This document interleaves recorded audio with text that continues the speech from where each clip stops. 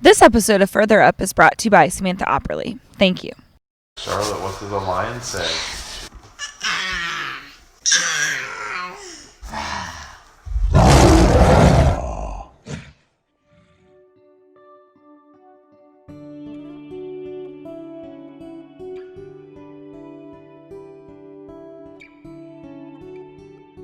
Hello, friends. We're glad you're here as we adventure further up. I'm Ez. And I'm Sarah. And I'm Lane. And we're looking for Lewis. We're joining you now from the far land of Ohio, where eternal summer reigns around the bright village of Amanda. This week, we're planting a tree and receiving an unexpected gift as we finish up The Magician's Nephew with a special combo episode, including both Chapter 14, The Planting of the Tree, and Chapter 15, The End of This Story and the Beginning of All Others. An unprecedented episode, unprecedented weather. I'm thinking about how every episode we open with my beautiful queen saying that eternal summer reigns. And here we are in eternal summer. Wow. And it ain't raining. It's not... That's spelling.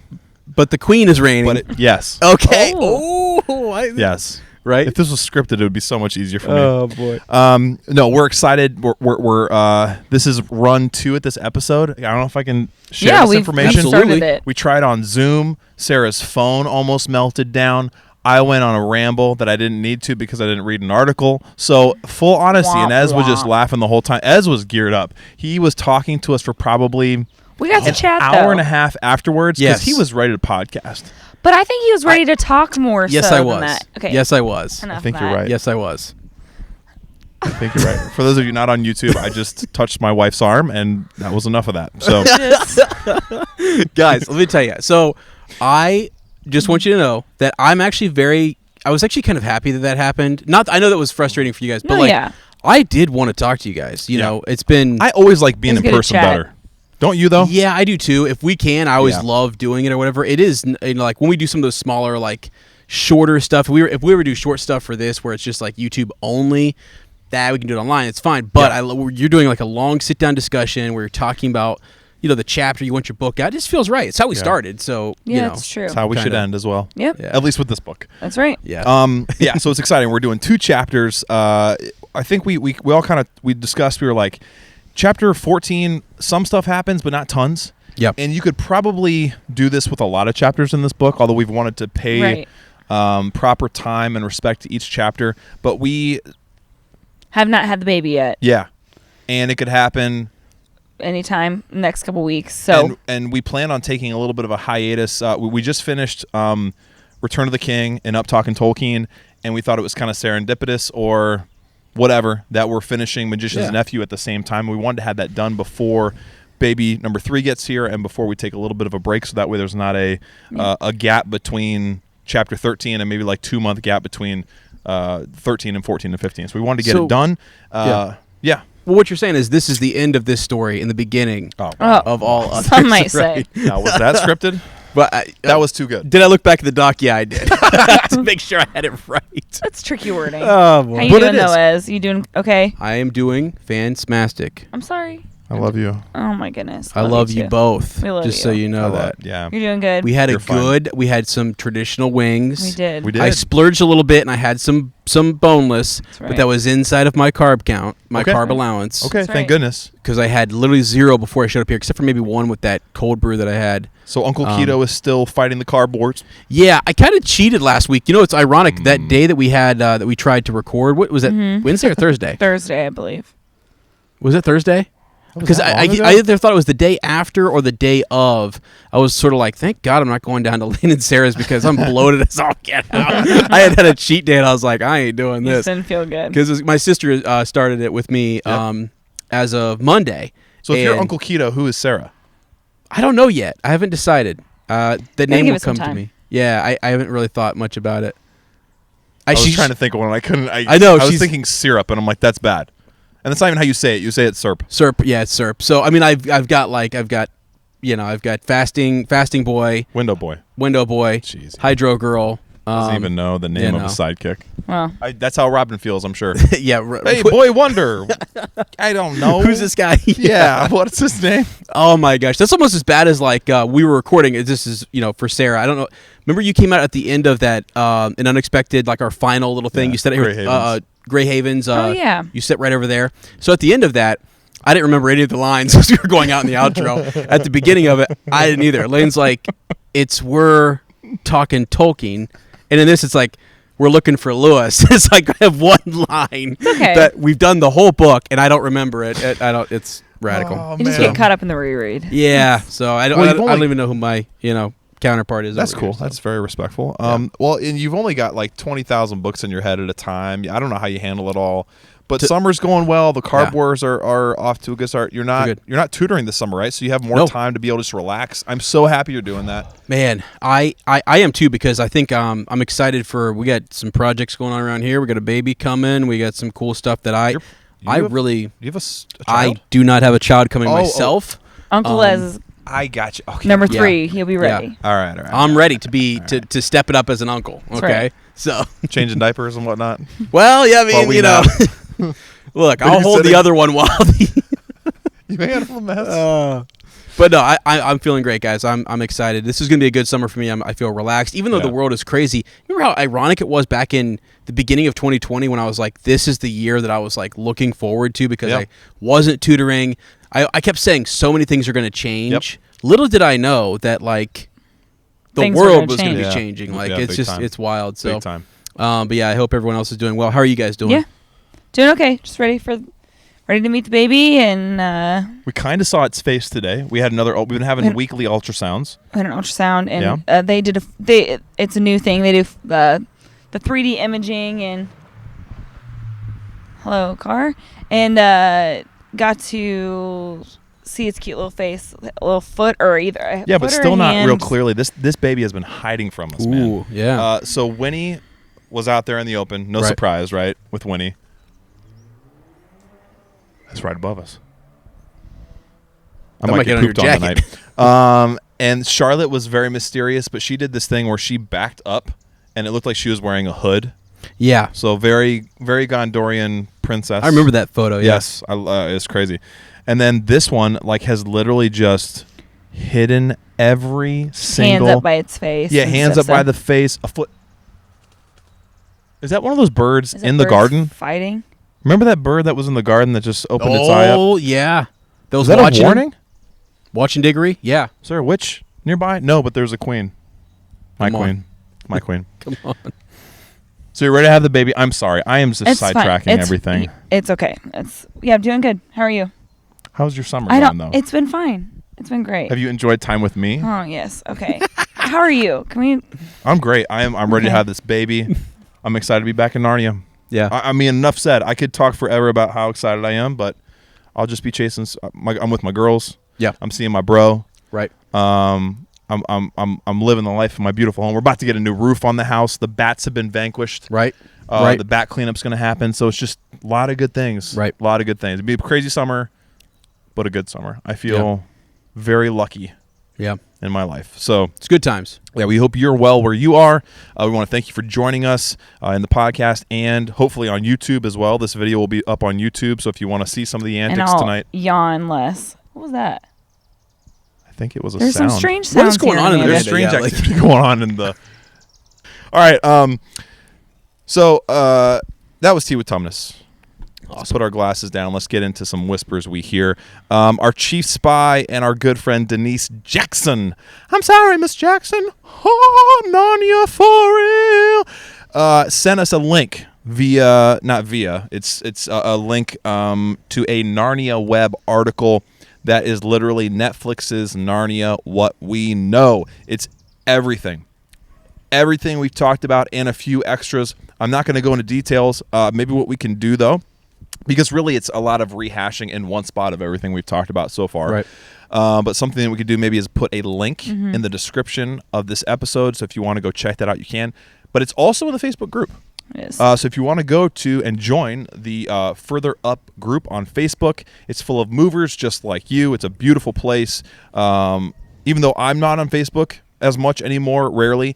I've hopped in there a few times just kind of see what's going on, and I have to keep scrolling. The activity has not slowed; it's only grown. And then cool stuff like this for the show that are nuggets in there of what people are hearing. So go check that out. I think the biggest thing that we kind of gained from this is that we were sort of wondering, could it possibly be animated? Mm-hmm. And how would that be fitting? Is that something we would like? Is that something we'd be against? And this article anyway from Narnia Web sort of makes us think that it is probably going to be live action, which is cool. It'll be good. It'll be a more realistic interpretation. If they want to change their minds, though, I'm still open for that. So go check that out.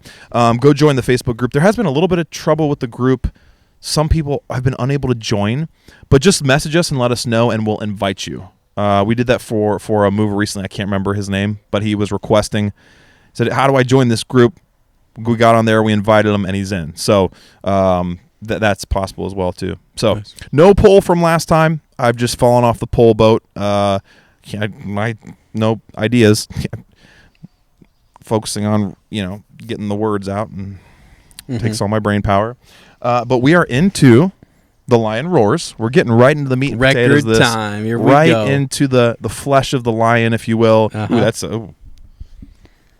sounds like we're eating Aslan. That's not what I'm trying to say. I apologize. Sarah, we have a couple summaries. You have a mosquito on your forehead. Can I help you there? That was. Sorry, I just hit my mic. Did I get it there? I was trying to get the mosquito. Oh gosh.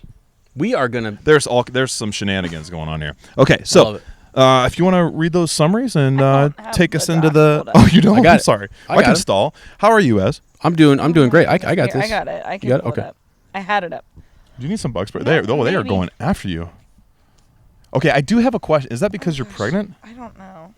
Sweeter. I wish this was an actual hood. Okay. Swedish? She's sweeter. All right. So in chapter 14, Aslan finally has a chance to deal with Uncle Andrew, but all he can do for him is to put him to sleep until all the other matters are dealt with. It is time for the coronation of the new king and queen of Narnia.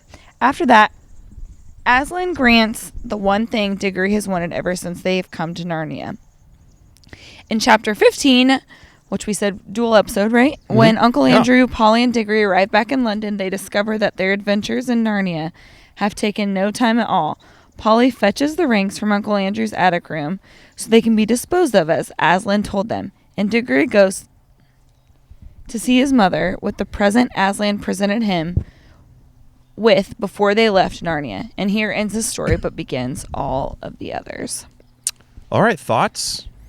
That's it. We're done with the reread. So what do you guys think? I'm just kidding. Can I just say that these as we're about to dive in here, right? We're going to dive right into the planting of the tree, my friend. The tree. Yeah. So I know we're going to talk this at the end, but I just want to say initially, having finished this book for like the first time, my initial thoughts on all of this, I love these chapters. I didn't see this coming. I just want to say that I did not see any of this coming. I was shocked. If you remember, like last episode, I was sort of like, "Yeah, why don't you get 2 apples?" You know, but you can't. There's a reason why you wouldn't do that. Right. And then I can't wait to talk to you guys. But I don't know. I was like, "Wow, didn't see this coming." Surprised. Yeah. Shocked. I like, dude. That's the way. Rewarded. Sorry, no, I was just gonna say I kind of echo that in that I had heard the radio plays right with Lane once. I've heard it once, and I was shocked how much I remembered from these last 2 chapters about the ending of this story. So what I'm hearing from both of you is that this is pretty impactful. These last 2 chapters. Mm-hmm. It's a fitting ending, satisfying ending for this journey we've been on. Yeah. Would you say? Oh yeah. I almost said being on. I still have questions. I still have ton. I mean, again, this is the beginning. Okay. So there are more questions, but also you feel like enough has been answered. So planting of the tree is to me it's not as interesting as the very last chapter. I'm gonna go through chapter 14 much more loosely than I will chapter 15. So what I want both of you to do, okay? Yep. Is to stop me if I miss something or if there's something you want to elaborate on. Okay. All right? Because there are some really big moments. And just because I read through it and I'm like, good, 15's better, doesn't mean that we're not going to stop. Sure. You said that almost at the same time. Mm-hmm. So we last time we left off in chapter 13, An Unexpected Meeting, we had the front end of the conversation of Diggory bringing the apple to Aslan. He said, "Here you go, sir. I've brought you the apple you wanted." We pick up in chapter 14 with Aslan's response. And I love how Lewis has done that time and time again in this book. And I can't remember if Lion, the Witch, and the Wardrobe is this way because I have read that to my students. Yeah. But every chapter is a cliffhanger. How's it promotes you to continue. I mean, I could see how some people would sit down and read this whole thing in a day. Right. Because you just can't stop. Sure. Right. And you keep thinking, what's coming next? Beautifully built for that. Yeah. That's not a chainsaw. That's a scooter. So well done, said Aslan. And his voice causes the earth to shake. Diggory knew that all the Narnians had heard those words and that the story of them would be handed down from father to son in that new world for hundreds of years and perhaps forever. But he was in no danger of feeling conceited, for he didn't think about it at all now that he was face to face with Aslan. So this great quest he's completed, it's nothing here in the presence of the lion, right? This time he found he could look straight into the lion's eyes. He had forgotten his troubles and felt absolutely content. Mm-hmm. So far different from the last time he spoke with Aslan when he was given this quest, right? Couldn't even look into his face. Yeah. And when he finally did muster the courage, he saw big, soulful tears coming out of the lion's eyes to his surprise, right? Right. So here, and I have to think, the reason he's able to look in his face and to do it with such contentedness is because he resisted that temptation. Right. Because he didn't give in to the witch's words, and even his own desires. He denied that. Right. So it's good. And Aslan says the same. He says, "Well done. You know, essentially, what you've done will protect Narnia for many hundreds of years." Yep. Right. So we get this foresight from Aslan that he's not just your typical average lord and ruler. He is something else. And we get some of that later on as well, that he is transported across world and time and dimension. Right. He may go by many different names. That's right. So he says, "Well done," and he gives him a command. He says, "Throw the apple, right? Yeah. Towards the riverbank where the ground is soft." Did anybody else laugh when Aslan says, "It is well thrown"? Yes. I literally laughed. I thought, now hold on, which joke are we on? Is this the fifth? Oh yeah, joke? there you go. Yeah. I literally laughed out loud, guys. I was in the car. I was thrown. like, wait. I went back. I was like, it did not. He did not say that. It is well thrown. Let us now proceed to the coronation. Yeah, dude. It's like nice. I mean, literally, can we get a shirt that says that? It is well thrown. 100%. We have to. We have to. I also like the play on words. As you're saying it out loud, I'm like, whoa, phonetically or thrown. However it sounds. Ooh. Yeah. Thrown as in the past tense coronation. of throwing, and throne as in the place a king and queen sits. Yeah. I think I took it a little too far there, but it's funny, isn't it? Yeah. That we're literally moving on now into the coronation. Mm-hmm. So yeah, well thrown. I wish I would have had a couple more baseball coaches tell me that. I might have been a different baseball player. So now, this is really cool. We kind of have this revelation of the king and queen, right? King Frank and Queen Helen. Yes. Is that right? Yes. Yep. Okay. So the cabbie and his wife. It's almost as if they're new people. Mm-hmm. Even Fledge at this point is amazed at the appearance of his master. "My old master's been changed nearly as much as I have. Why, he's a real master now." And I loved that it says the courage and kindness which he had always had were easier to see, but his sharpness and cunning and quarrelsomeness seemed to have been washed away. So I often think about like the next life, right? When we move on, I think the most comforting way for me to imagine it is, it's this life, but it feels like we're waking up from a dream. Mm-hmm. You know, when you have a dream that's either unsettling or good, and you wake up and you go, okay, now this is real. All right. When you've had a nightmare, you're like, oh my gosh, thank God that wasn't real. It's like a sigh of relief. Yeah. I like to think of the next life. I've told you this before, that it's like waking up, that these bonds we have here are clearer, that the air is finer, that things are simpler, that it's literally like Tolkien says, the gray rain curtain rolls away. Yes. And you can see it clearly. Right. Like silver glass, putting on glasses when you need them, right? I get up in the morning and I have to put my contacts or my glasses on, otherwise I don't see it in its truth. So I hope that, anyway, I just think about his transformation here. He's always been this person. Mm-hmm. Yeah. He's always been, and I think that we need to remember that with each other, That's right. We That's see right. people and we think, throw them away. She's not worth it, right? Like, Right. who are these people, man? They're broken people. Right. There's someone inside, right? Yeah. You know, like things happen to people. It was for the cabbie. It was he had to do what he had to do, Mm-hmm. Yep. and some of that built up. And we think about ourselves. I talk about it all the time. Like the little boy I used to be is still there, Mm-hmm. Yeah. and the man I am now sometimes gets in the way.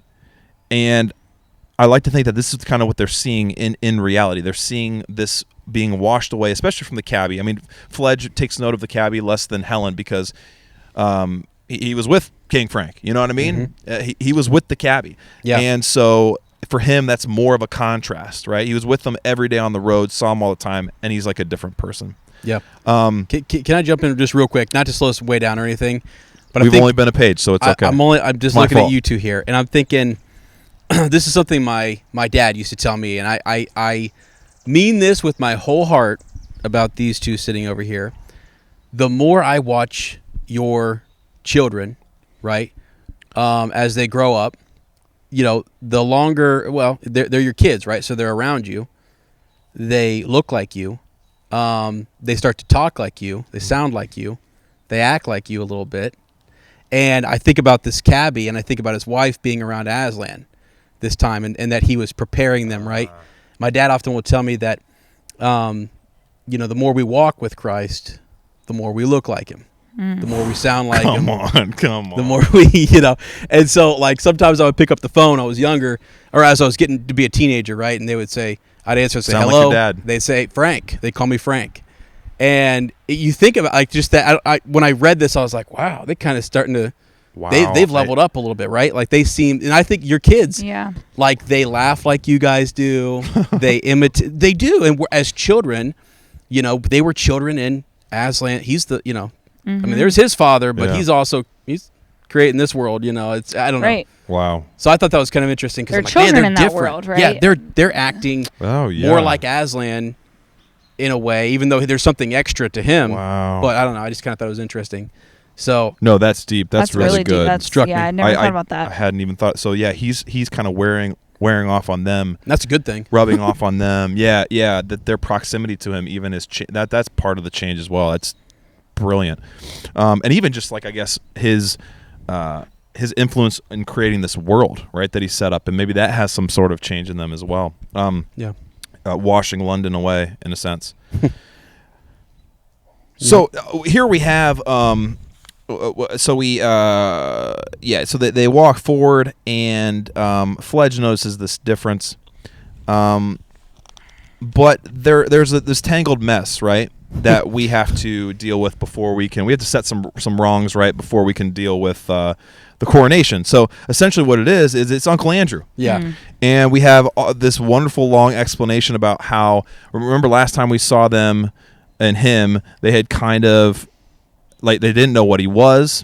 They couldn't understand Planted him, correct? And Yeah. they planted him in the earth. And we found out that they kind of built like when they realized that wouldn't work, Right. they built, or that he wasn't a plant, they thought, well, maybe he's a pet. So they put him in a cage, and they tried feeding him different things, right? Mm-hmm. And none of those things were really food that he wanted.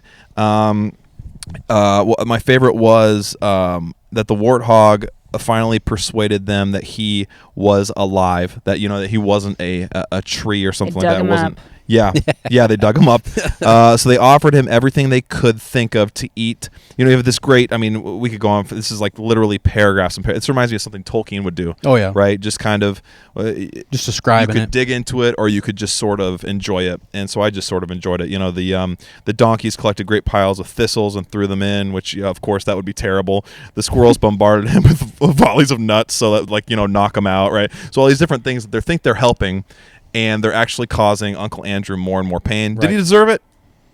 Yeah, but yeah. Maybe not. Maybe. You know, we do have some redemption for Uncle Andrew before all is said and done. My favorite line: they were really getting quite fond of their strange pet and hoped that Aslan would allow them to keep it. The cleverer ones were quite sure by now that at least some of the noises which came out of the mouth had a meaning. They christened him Brandy because he made that noise so often. About that, yeah. So just hilarious, man. Right? Like it's such a ironic and interesting twist on who's the pet. Right? We got a human being here with animals who can't understand him, but they're in charge of keeping them kind of penned up. So or took it upon themselves to do that. So they had to leave him for the night because Aslan was busy all that day instructing the new king and queen and doing other important things. So we learned that there's a little bit of instruction there as well, and him setting things up. Can I stop you real quick before you move on to the next thought? Knowing how this story and the next, and I wonder, or this chapter, I'm sorry, I wonder, what has this done to Uncle Andrew? What's it done to his psyche? What has he... And we don't really see in depth too much into how he's thinking, but I wonder just how are his interactions or how are his relationships going to be different because these, the situation, huge, yeah. I don't know, just a thought. Well, it went different than what he thought. I mean, this is not what he expected. And it's sort of like what Aslan says, like when Polly says, do something to keep him from coming back here. He says, "You think he's really going to want to come back here?" Right. Yeah. Yeah. It's Later like, on, that's probably right. not. Right, Sarah? I mean, he's thinking, he wants his brandy, he wants his comforts. Yeah. And this is a little much. I do also think it's really fascinating too that we end this episode, we end this book with him. Yeah. So that was something that was different for me because I had listened to the radio plays before, and the radio plays it ends that like paragraph prior. Oh, so I never knew that those last final lines were in there about Uncle Andrew becoming, a kinder man and telling these stories and stuff. Like you wouldn't believe it, kind of a deal. Yeah, because that is interesting, isn't it? I mean, that he. Yeah, because our perspective, we start the story with Diggory and we end it with Uncle Andrew. Right. And I think it's interesting, and maybe that kind of leads into the next story in a way as well. Right. But it also gives him some redemption, I think. And the dude's been humbled. I mean, you could probably say he's gotten more than he deserves. We've talked about this, right? Does Uncle Andrew deserve what he's getting? And you could probably argue he's had enough, man. Uncle. Yeah. Right. Enough. Well, here's something I was thinking is that like, the only reason that these kids are here, that we even get into the story, is because he had this curiosity that got all this going. Magic, now, right? True. I think it's sort of one of those things like whether whether it's God, Aslan, or whoever, taking some of maybe. That's a good point. Taking some of what we did that might have had ill intent and turning it to good. Man, that's right. That's something that maybe because it's like, wow, we wouldn't be here without Uncle Andrew. Wouldn't have met Aslan. Which is why at the beginning I was like, hold on here. Who's this guy that's getting us into a magical world? But here we are, and now we have. Yeah, and I don't think he's fully bad. I don't think Uncle Andrew's like fully a bad guy. It's just. He's ambitious. He wants to be self-important. It is sometimes those little things in our life, just wanting a little bit more than maybe we need, or even just like an inability. He wasn't very good at social skills. Weren't the best. Yeah. Okay. Right. And so that's something that may have hindered him along the way. Like he can't understand why. Maybe his pride got in the way. He couldn't understand why Diggory couldn't see his point of view. Way back in the early chapters of, this is. What is it to me to send a girl, Mm-hmm. It's a hamster. Who cares? So, yeah.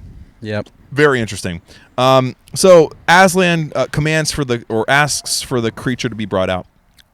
So the elephants lift him out and lay him at Aslan's feet. Polly says, could you say something to unfrighten him? And then could you say something to prevent him from ever coming back here? And it's like what you said. Do you think he wants to? Aslan has just the best lines, man. He just knows exactly what to say. And Simply. Yes, simply. Much like Lewis himself, I'd say. He might send someone else. He's so excited This is Polly saying, he might send someone else. He really loved what happened to the world here. And this is where we get this explanation that this isn't how it's always going to be. Yeah. That's because this world is young. Yep. And already this world is changing, and it won't be that way for much longer. So if that's his only real desire to get here, he can come back, but he'll be disappointed. He won't be able to create these, something from nothing, magical fountain of youth kind of deal. Right. So that we also find that kind of reassuring, I think. He has made himself unable. This is crazy. He's talking about how he can't comfort him, right? Mm-hmm. Because we saw this earlier that Uncle Andrew was just like, it's a wild lion. Shoot it. Mm-hmm. The children could hear the singing and he couldn't. Hears the roaring, right? Yeah, he can't hear Aslan's voice. So Aslan can't comfort him even if he wants to. The poor sinner, he says, can't hear my voice. If I spoke to him, he would hear only growlings and roarings, like you said, Sarah. Oh, Adam's son, how cleverly you defend yourselves against all that might do you good. Wow, that's sinking in a different way. But I will give him the only gift he is still able to receive. So he gives him sleep. Gives him a nice little sleep. Yeah, how cleverly we defend ourselves from those things that would do us good. Yeah. We do. Yeah, we do. And it's wild that we do. Yeah, it is, isn't it? And it is literally like it is the warfare, as I call 100%. it. It's the warfare. 100%. And it's just crazy. So that's why I love Lewis. It's good reminders. So many good reminders. So many good little lines you can pull out of here. Yeah. It's just awesome. Yeah, 100%. Yeah, and I didn't even have that underlined. Like, that just hit me as I'm reading it, and wow. Yeah. So he puts him to sleep so he can be separated from his torments for a few hours, He commands that they carry him aside and lay him down. Now, dwarves, yeah, show us your smithy skills. So there were these crazy things that had grown up in his little cage, right? And the children could see that it did not merely look golden, but was real. So there were these trees, right? Yeah, a golden tree. And then I believe it was a silver tree, if I'm not mistaken. They didn't just look golden or in silver, but they were real soft gold. It had, of course, sprung up from the half sovereigns which had fallen out of Uncle Andrew's pocket when he was turned upside down, just as the silver tree had grown up from the half crowns. Wow. So his pockets were emptied of their coins, and they turned into this gold and silver tree. Wow. How It's interesting, cool. right? Because he was so fascinated with this bar becoming this lamppost, and his things were becoming other things. So but he's asleep right now. Do you think he realized that has happened? Oh, that's very interesting. You know what I mean? Right. Or did Aslan just and like how big were the trees? Yep. Was it just so full of the other things that the animals had thrown in that was he so bewildered he didn't even care at that point? Yeah, because it's exactly what he wanted, right? He wanted to come back to this land and grow riches for himself. And the ironic thing is that when he was turned up, like you said, it turned upside down, his pocket change fell out and turned into exactly what he would have loved. And now he's doesn't asleep, know. can't even know. And then it's not going to last. Like, that kind of stuff's not going to happen Right. forever. So they get to work here. I love how Lewis says how those dwarves love their work. They get the hammers and the anvil and the tongs and the bellows blazing and roaring. The gold was melting. The hammers were clinking. 2 moles Aslan had set to dig, which was what they liked best, of course, earlier in the day, poured out a pile of precious stones at the dwarf's feet. Under the clever fingers of the little smiths, 2 crowns took shape. Not ugly, heavy things like modern European crowns, but light, delicate, beautifully shaped circles that you could really wear and look nicer by wearing. The king's was set with rubies, and the queen's with emeralds. it's wild. That's So, wild to yeah. think that's what This is why. This is where there's some neat stuff in these last few chapters where you're like, that's the beginning, like. And also kind of cool to think about how obsessed and even I think at times possessed Uncle Andrew was with getting power. Mm-hmm. And it's his loose change that is like the crown that sits upon these the king and queen of Narnia, first king and queen. So No, I mean just it goes. Aslan is using the gifts or the things that Uncle Andrew had and presented and brought with him, right, and making them something beautiful. Yeah. redemption. Yeah. Yeah. Taking something from another world and making them, and also, I mean, like those would have been like, pocket change, Right. Yeah. right? And here Probably they're nothing to Uncle Andrew. right, Right, right. exactly. And here they're the highest. High honor. Oh, Yeah. that's cool, man. All right, good stuff. So when the crowns they get cooled in the river, Aslan made Frank and Helen kneel before him, and so this is a really good part. This is another part that I wanted to spend a little bit of time on, or at least read. Kneel before him, and he placed the crowns on their heads. Then he said, "Rise up, King and Queen of Narnia, father and mother of many kings that shall be in Narnia and the Isles and Archenland." So we're hearing of other areas, I know. right? Yep. That if Tolkien wrote this, or sorry, Tolkien. Oh my gosh, pulling an Ez. Pulled a me. If Lewis would have written this second to last, which he did, right? It was the second to last book. Then these are lands that he's already formed, and showing how. But as a reader, us going through, we're like, what? What is this? These other realms. Be just and merciful and brave. 3 commands. Just, merciful, brave. I can't say any of them. And the blessing is upon you. Yep. Everyone cheers, bays, neighs, trumpets, whatever noise they make for joy, they ring out. And while Diggory was still cheering, he heard the deep voice of Aslan beside him saying, "Look." He said, "Look," and I thought, "It is well thrown." It is well thrown. Nice throw, kid. Everyone in that crowd turned its head, and then everyone drew a long breath of wonder and delight. A little way off, towering over their heads, they saw a tree which had certainly not been there before. It must have grown up silently, yet swiftly as a flag rises when you pull it up a flagstaff, while they were all busied about the coronation. Its spreading branches seemed to cast a light rather than a shade, and silver apples peeped out like stars from under every leaf. But it was that smell which came from it, even more than the sight, that had made everyone draw in their breath. For a moment, one could hardly think about anything else. And so this is, of course, the tree springing up from the apple that Diggory threw. And this tree is very important. Yeah. And Aslan gives a command for this tree. He says, "Narnians, guard this tree, for it is your shield." And essentially explains here that it will keep the witch far away. Yeah, it'll keep her far keep her at bay. Yes. Yeah. She dare not come within 100 miles of the tree, for its smell, which is joy and life and health to you, is death and horror and despair to her. So again, we have this massive moment, right? And everyone staring solemnly at the tree, which reminds me a lot of the mood that you felt in the garden, right? That solemn, kind of somber, but happy but serious place, right? Yeah. And you're being told, like, revere this tree. Yeah. This is the tree. This is it. And they're hanging on every word, Yeah. Aslan says. Yeah. I mean, this is crazy. Like, These are very important things that you're going to have to remember and pass down. Yeah, you've got a quest fulfilled, a king and queen coronated, and now a tree. Right. Right? That is your shield. It's just back to back to back. Is it all within? I mean, Yeah. seems like Well, immediately, yeah, right? it seems like Yeah. immediately, right? Yeah, sure. So the children, he fixes his eyes on the children and asks them, what is it? "Oh, Aslan, sir," said Diggory, turning red, "I forgot to tell you. The witch has already eaten one of those apples, one of the same kind that tree grew from."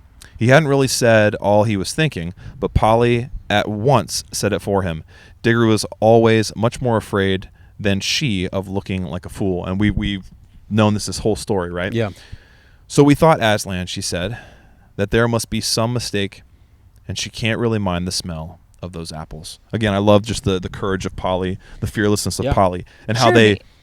Go ahead. No, I was just going to say how they balance each other. Well, and they just, I love how he was say he turns red.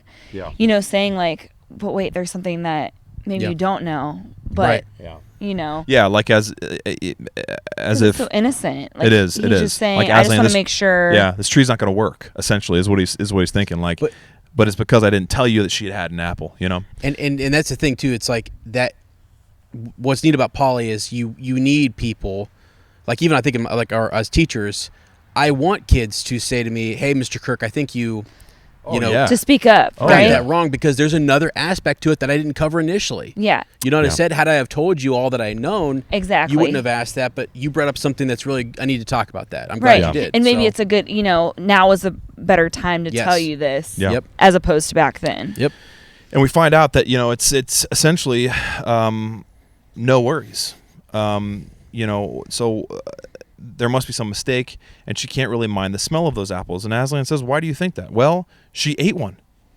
And again, just the way he talks to the children and all of his creation is beautiful. "Child," he replied, "that is why all the rest are now a horror to her. That is what happens to those who pluck and eat fruits at the wrong time and in the wrong way. The fruit is good, but they loathe it ever after." Right? So kind of with that rhyme or warning at the garden kind of said. Right. Eat Your what was heart's it? desire. It'll give you your heart's desire, but you'll. Yeah. Something about like despair. You're not much going to more like elegant. it. It ain't Yeah. going to be good. I think that's a quote. Yeah. But I'll see if I yeah, can find it. no, it's okay. I mean, Can I it say- fulfills that. Yeah. Okay. Yeah, Yeah. in that spot though, or just that like even if Aslan wanted to give the witch an apple, now you couldn't. Now you Yeah. can't have one. Yeah. Now you wouldn't eat it. You wouldn't, even if you, because like that's the whole thing is you've ruined any chance that you have in the future of Right. of receiving that reward Yeah. because you greedily took it Yeah. upon yourself. Like I couldn't even give you one now if I wanted to because you went and did that. Just like how he couldn't even speak to Andrew. Andrew can't hear him, kind of a Yeah. thing. It's like, well, it's that the opportunity's kind of gone.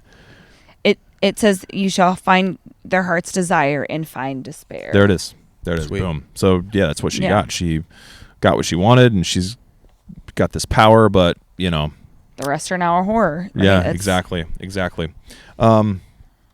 So I mean, obviously that'd probably be both frightening and also relieving to Diggory, right? Who almost from his own temptation and from the witch took one for himself, and that's what would have happened is he would have totally ruined that connection.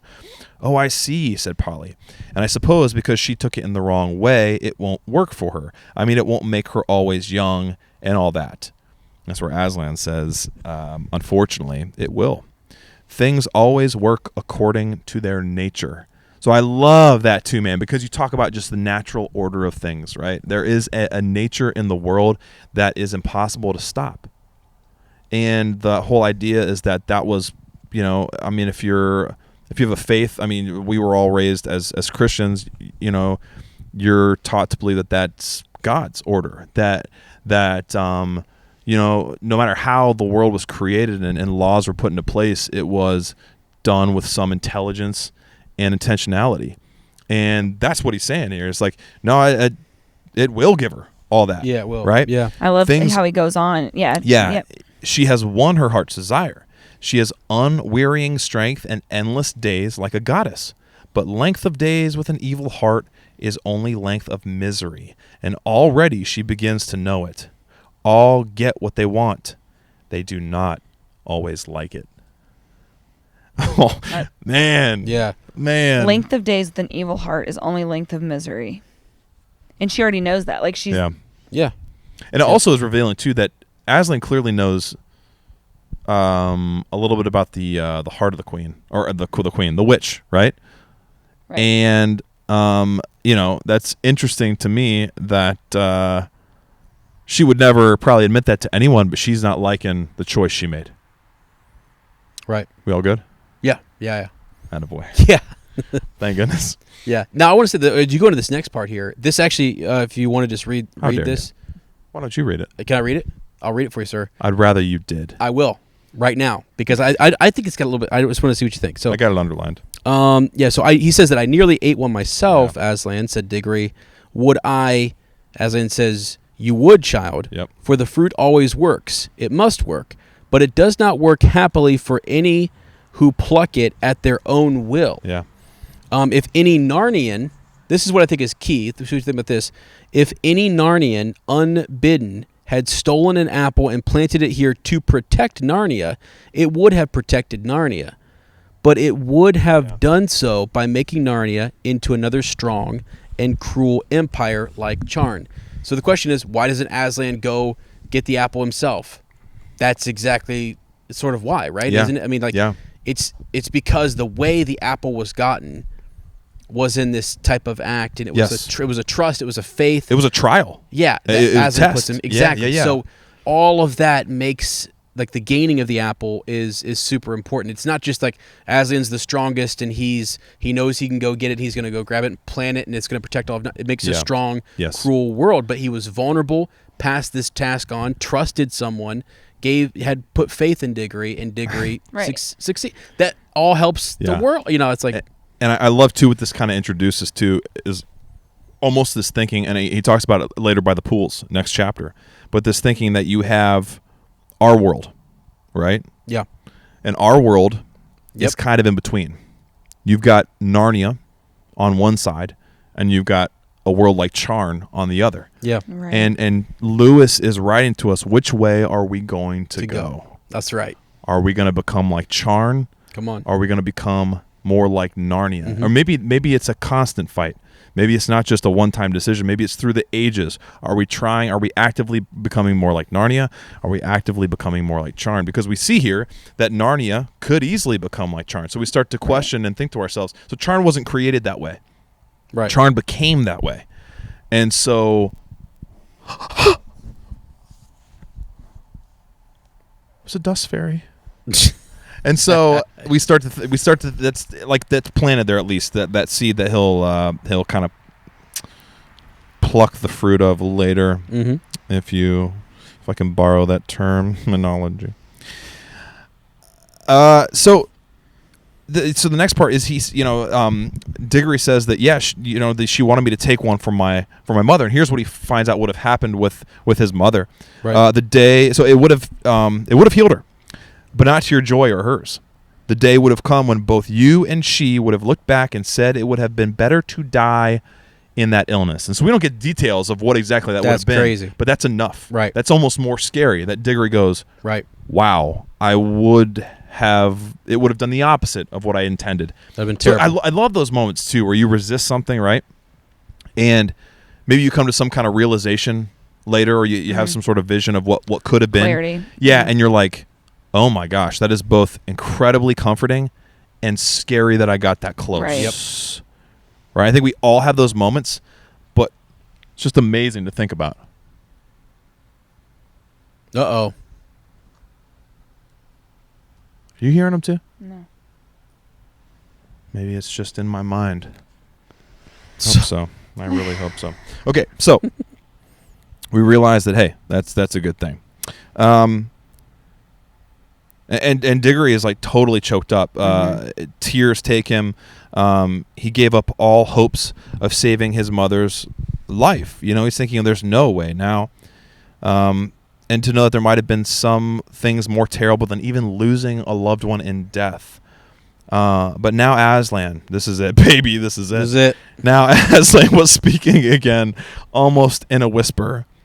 That is what would have happened, child, with a stolen apple. It is not what will happen now. What I give you now will bring joy. It will not in your world give endless life, but it will heal. Go, pluck her an apple from the tree. Uh-huh. I mean, like crazy, right? So this is what you didn't see coming. Right. Is this what so you didn't see coming? That got I you didn't see this coming. Yes. And the lesson, like when I read this, what I thought of is that we need to walk by faith, Right. not by sight. And I was Yeah, because like, Diggory had no hopes of this. no. I mean, no hopes. Like, nothing. he thought, oh, well, I mean, there's no option now to Right. save my mother. Like, I Yeah. did what was right. Yep. And it's what my mom would have wanted me to do as well, and everything. yeah, He yeah. thought through the whole. And you know yep. what? Like, that's good. But in this moment, that stings and that stinks and stings and stinks. And there's no hope. And it's Aslan doing this that just, oh my gosh. I mean, for a moment, it says Diggory could hardly understand.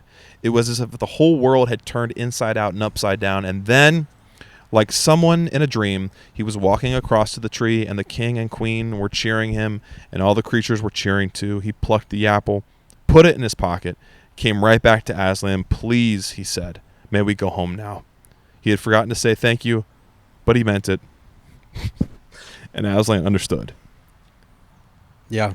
So just an absolutely beautiful ending to that chapter, and it gets us right into our final, which is not much longer. It's just a lot of resolution. It's beautiful. Yep. It's the fruit of the labor of the story, to again borrow a term. What were your reflections on that chapter? I'm going to stoke the fire so we have flames still going. Would you guys want to talk about big takeaways from that chapter? Yeah, it's fine. I mean, that last, can we just, please maybe go home now? But he forgets to say thank you, but he meant it, and Aslan understood. No word. I mean, you don't need to. That's sometimes I think we're all caught up on we have to say the right thing and everything and at the right time, all that kind of stuff. But we actually don't. And I think people who are they're watching for every, like I'll use my sister as an example. Her heart she has a good heart. She's a really good person, but she doesn't always know have the best etiquette or know the right things to say or whatever. And people who are looking for that lack of etiquette or whatever, and they want to just pounce on it and they want to make something of it, I just think it's ridiculous. You're absolutely missing the spirit, heart of yes. Yeah. So, and to me, that's something like you can communicate that in so many different ways. Tears in your eyes, just like that, like, I don't know. I mean, and also Aslan understanding like that there's no way you wouldn't be thankful. Right. You know what I mean? Like the like, depth even though of that act and the action. Yeah. Exactly. You don't need to say thank you. You don't even need to say it. Why do we need to hear that all the time? You know? We don't. Shouldn't. It reminded me too of like in Star Wars, Han. I know. Yeah. Or Dad. I know. Exactly. Yes. Like, you don't have to finish. It's like, and it's that those intimate bonds, father and son. Yep. Mother and son, mother and daughter, right. Brother and sister, like close friends. Where you're like, you don't have to say it, man. I know. Mm-hmm. Yeah. Right. I know exactly. Don't even bother. Yeah, I got you. I know your heart. Yeah, right. I know your heart. Right. I see you. I understand. I get it. Yeah. Yeah. What'd you think of this chapter? It's great. It was great. It was, it was, and I mean, like you guys had said, I think that the reality of living by faith, and it wasn't the right time back then, and he could have told him immediately that, hey, I'm going to give you one of these. Yeah. I'm going to let you take this if you follow through and all that kind of stuff. Yeah, but he didn't. Yep. He could have said but what? Yeah, like there would have been no requirement of faith, right? Right, yeah. And it's a good reminder, I think, for me. Yeah. Yeah, to do what's right, even though you don't know what's in store. And that somehow, not always. I mean, I think Diggory would have been changed and would have gone back. I mean, had Aslan not have given him that gift. Yes. Yep. I think that, your heart is changed from those kind of situations regardless. Yeah. But the fact that something... that there was a reward, and it was an unexpected reward. But I think you're right. I think he would have went back and cherished every moment with his mother. He was changed regardless. Right. The journey changes you. Yeah. Yeah. So. Beautiful. All right, well, we're into the final chapter, the longest chapter title of all time. The end of this story and the beginning of all the others. So this is literally the bridge between this prequel chapter, I guess you could, or the prequel book, I guess you could call it, and lost my place. And the ones that, and the rest. If you're reading this as they're, no, I'm okay, thank you though. If you're reading this as they're published, books you've already read, right? So this is one that you'd look forward to with a lot of anticipation. If these are coming out as you're reading them.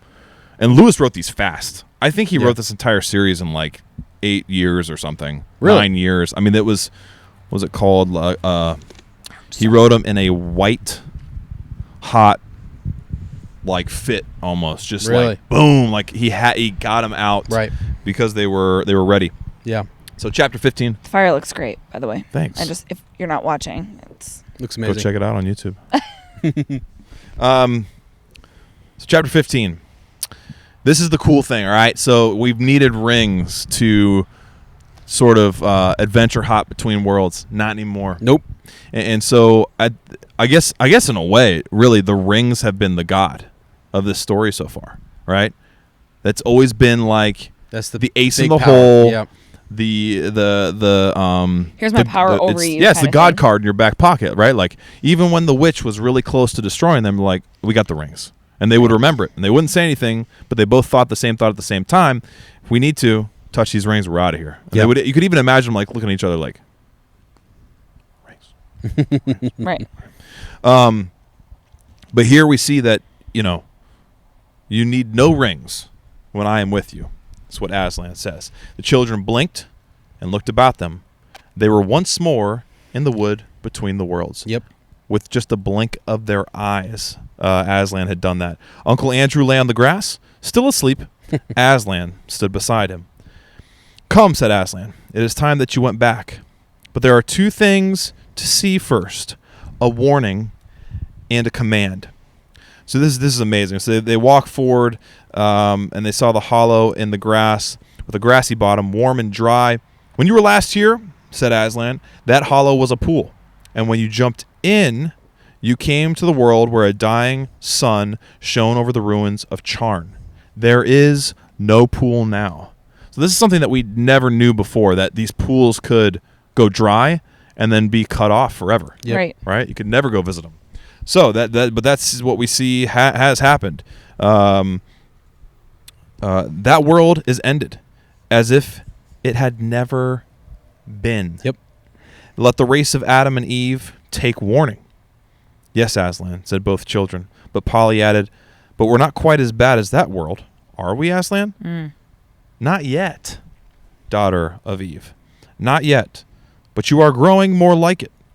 It is not certain that some wicked one of your race will not find out a secret as evil as the deplorable word and use it to destroy all living things.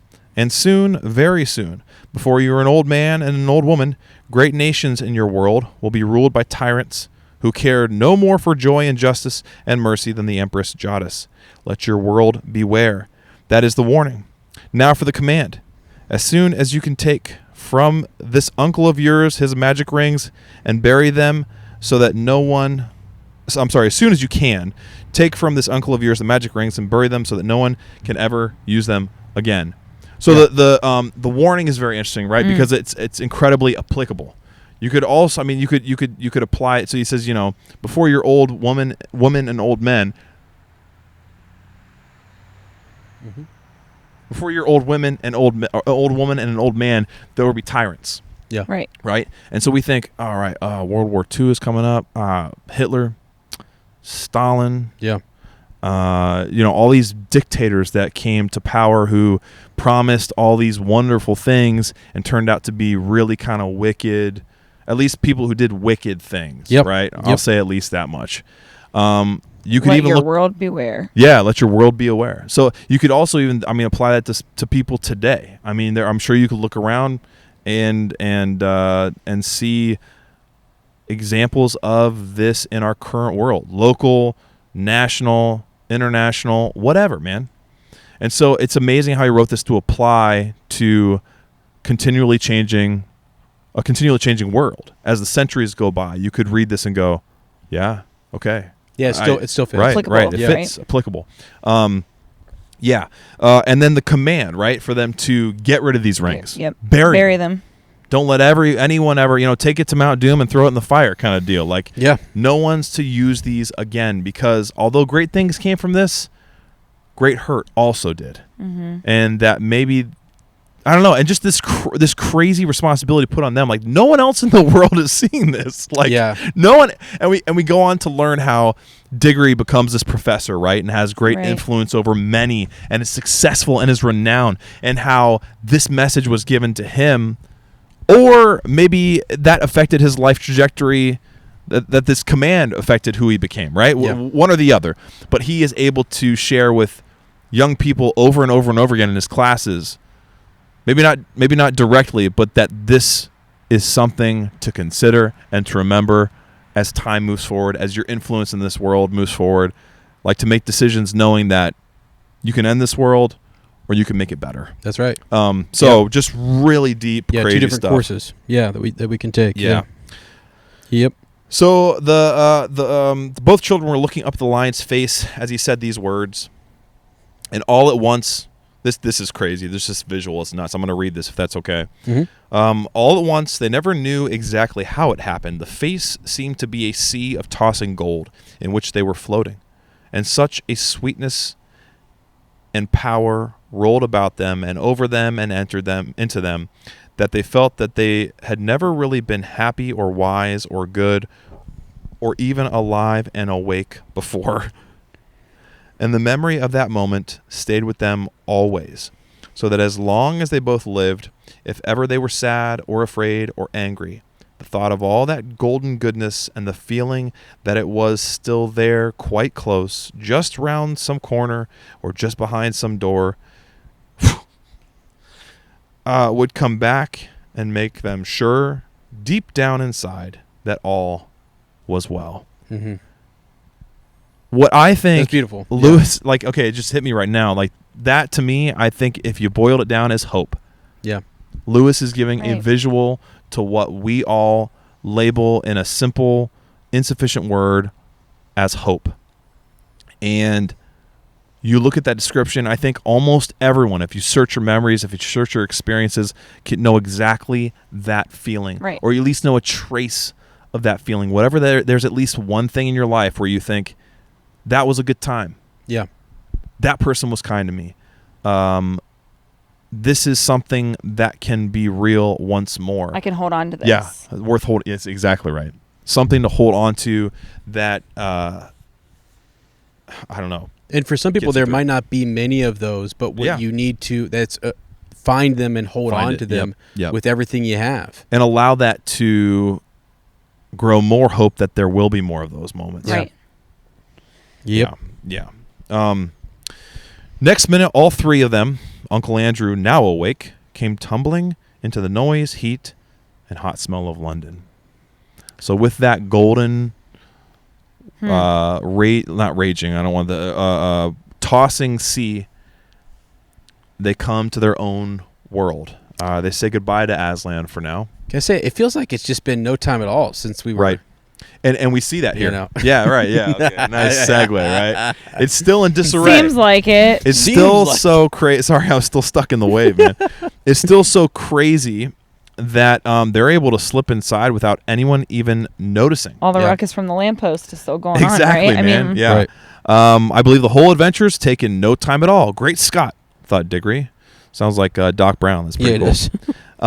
So I actually rewound. Okay, I was listening to the audiobook. I was like, wait, did they just say that? I know Great it's an Scott. expression, but or Michael Scott's production right. company. Anyway. Great Scott. So it's pretty wild, right? And that's got to be also a relief to Diggory, who this whole time has been thinking about his mom, times like quote unquote being wasted, right? sure, yeah. My mom's getting sicker and sicker. She might be dead. She might even be alive. So to come back and realize, oh my gosh, like this is I have time. the same moment that we perhaps, left, yeah. right? I at least have a little more time, unless she's going this moment. So they're looking all over the place for Jadis and the horse. No one even notices the children, for no one had seen them go or noticed them coming back. As for Uncle Andrew, between the state of his clothes and the honey on his face, he could not have been recognized by anyone. So the front door of the house was open. They slip right in. This housemaid, wow. What a day. Sorry, for Yeah. Uncle Andrew, wasn't he talking when he left about how like nice his coat was and stuff? Yeah, that's right. He had gotten yeah. all dressed yeah. up. Anyways, Dem fine girl.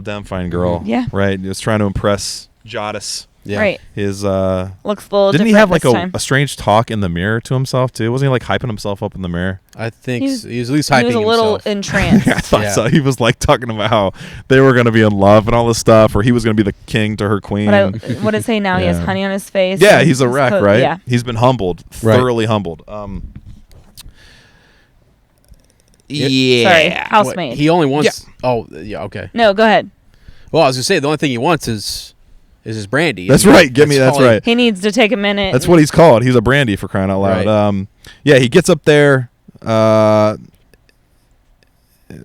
He was, very afraid. He was heading into the attic and meant to hide his remaining magic rings, but that's not at all what he was doing. Yeah, don't worry. Thinking about the bottle, right, in his wardrobe. Interesting that it's in his wardrobe. Kind of cool.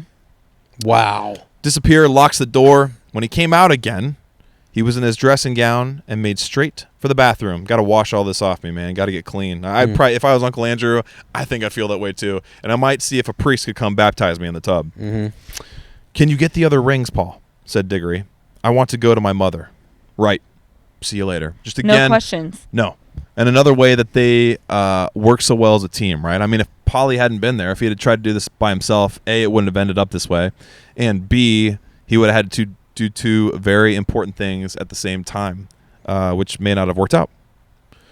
And what a great friend to know that Yeah. that's what he needs to go do. Like Yeah. that. Yeah. Yeah. No questions asked. So Diggory gathers his he composes himself, right? Takes a deep breath and goes softly into his mother's room. What a change, right? We see that she is propped up on pillows with a thin, pale face that would make you cry to look at it. And Diggory takes the apple of life, as it's called here, out of his pocket. Just as the witch Jadis had looked different when you saw her in our world instead of in her own, so the fruit too looked different, right? This talks about the color, right? Yeah, it's different than it had been. So the colored counterpane on the bed, the wallpaper, the sunlight, it's almost as if it unsaturates or desaturates everything around it, the world around it. Like it sort of pales in comparison to this apple. Casts a pall on everything. Says they look fade. Everything else seemed faded and dingy. Like sun washed is how I imagine it, right? Like it's bleached almost. The moment Diggory took the apple out of his pocket, all those things seemed to have scarcely any color at all, faded and dingy. Brightness of the apple threw strange lights on the ceiling. Nothing else was worth looking at. You couldn't look at anything else. And the smell of the apple of youth was as if there was a window in the room that opened on heaven. Apple of life and apple of youth. Two different names that it was, Lewis uses. Yes. I guess maybe because... interesting. I don't know. That's interesting. Yeah. And Diggory's mother's awake. Oh, darling, how lovely. And she's, taking notice of the apple herself. You will eat it, won't you? Please, said Diggory. I don't know what the doctor would say, but really, I almost feel as if I could. So he peels it, cuts it up, and gives it to her piece by piece. And no sooner had she finished it than she smiled. Her head sank back on the pillow, and she gets this beautiful, natural, real, gentle sleep without any of those nasty drugs, which was, as Diggory knew, the thing in the whole world that she wanted most. This rest, right, from feeling just worn out. He was sure now that her face looked a little different. He bent down and... Wow, I just did a little throwback. He bent down and kissed her very softly and stole out of the room with a beating heart, taking the core of the apple with him. For the rest of the day, whenever he looked at the things about him, and saw how ordinary and unmagical they were, he hardly dared to hope. But when he remembered the face of Aslan, he did hope. Yep. Which is what you said. I mean, that swirling goldenness around them boils down to hope. Yeah. I mean, Aslan, he gives them a chance to be hopeful. Yeah, right. He gives them reason to be hopeful. Yeah, and in a place where really, I mean, you could look back and then go, it's all a dream. Apple didn't work. I mean, she fell asleep, but will she be healed? Mm-hmm. Like how does Aslan really? You could have doubts that are rushing through his head. Did Aslan really know that it would heal her? You definitely probably battle with those emotions, I would think. So that evening, he buried the core of the apple in the back garden, and like what a magical and prophetic thing that is as well, right? We learn later on, pretty wild. Just. I don't think he meant anything by it other than just it would probably feel wrong to throw out in the rubbish. That's right? right. So he wanted to bury it like he buried it in a sense in Narnia. Well, and I wonder too, he's given this command to bury the rings. Maybe too, it's just like, okay, that's something of that magical world that I don't know if I should. I wasn't supposed to take anything and eat of it. I don't know if I should be messing around with this even. That's a good point. I've done what I was told to do. Yeah. Yeah, it falls in the same category almost as the rings. Magical, but, as we've seen... Oh, that's a pencil. Dangerous, right? Like when the apple is taken in the wrong way. It's a dangerous thing. Yeah. Also kind of cool. I'm just thinking about how... Remember at the beginning how Remember at the beginning how obsessed they were with pirates, and like Polly had that pirate den, and here they are burying all this stuff, like buried treasure kind of a deal. It's kind of cool. Their own little adventure. Yeah. Okay. Next morning, right? The doctor comes in. Yeah. Heard the doctor come out with Aunt Letty and say, Miss Ketterly, this is the most extraordinary case I have known in my whole medical career. It's like it's a miracle. It's a miracle. Excuse me. It's like it's a miracle, like that little burp was for me. He just says, I don't want to raise the boys' hopes falsely, but in my opinion, and then his voice becomes too low to hear, right? That afternoon, he went down the garden and whistled their agreed secret signal for Polly. She hadn't been able to get back the day before. What luck, said Polly, looking over the wall. I mean, about your mother. I think it is going to be all right, said Diggory. But if you don't mind, I'd really rather not talk about it yet. What about the rings? I've got them all, said Polly. Look, it's all right. I'm wearing gloves. Let's bury them. Yes, let's. I've marked the place where I buried the core of the apple yesterday. So this plan comes together. They're going to bury them together, right? They come over the wall. Polly comes over the wall. Something was already coming up where they had planted the core. It was not growing so that you could see it grow as the new trees had done in Narnia, but it was already well above ground, faster than something of this earth should grow. Right, yeah. So it is still magical, right? It's like a hybrid. Yeah. Hyper, baby. Yeah. It's like residual magic that is carried on into this world as well. So they bury them, including their own rings, in a circle around it. So even in the shape of a ring, which is cool. I'm just sitting here, and I hadn't had this thought before. Yeah. Because I was just thinking, does the tree, it's already popping up, but did the rings add something to the tree? Yeah. Do you think it does? Do you think? I mean, knowing what we come to find out here in a couple, Yeah. right? Yeah. Yeah. Oh, yeah. Well, we come to find out, right? Yeah, totally. I think. Did the core need the rings? Do you think? Ooh. Maybe for the portal it created, that we realize is possible, right? Because it. Wow. What Yeah. we're getting at. Yeah. Would if you wouldn't have buried the rings? I think it's a question, right? Yeah. Would you have had a portal that was created that when you create the wardrobe? Because the tree still remembers the other world, right? But could it have the power to get you there? So it's almost like they unintentionally created a new ring. That's crazy. Like a master ring. And maybe it would have. Man, what? I mean, maybe kind it of, would have right? been. I mean, because with the magic of it growing up already, maybe there was potential, and maybe it would have just made your wardrobe really fancy before, but now. It's just a thought. I don't know. I think. No, yeah. I think it has to be them in conjunction. I think they have to be buried together for what happens to happen. It's some kind of weird magical combination that, yeah. Maybe we come to find out something about that. I don't know. I guess. Yeah, maybe we do. Yeah, for some reason, I'm just now thinking about the One Ring and why didn't Frodo bury that ring as deep as he could have? I'm sorry. Underhill, Jamie, where the tree was. Yeah, exactly. It's funny, okay, man. sorry, I didn't mean to sidetrack. No, this, it's not sidetrack. I love it. Mm. Bury it. Destroy it. Yeah. So about a week after this, it was quite certain that Diggory's mother was getting better, and a fortnight later, she was able to sit out in the garden.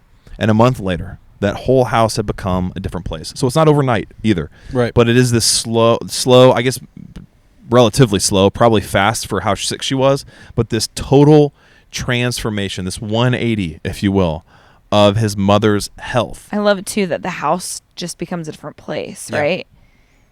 Becomes fresher. Aunt Letty, what does it say? The windows were open. Yep. Curtains were drawn back. Yeah. New flowers everywhere. Nicer things to eat. Yeah. The sadness was cast out, right? I mean, that's another part of the magic.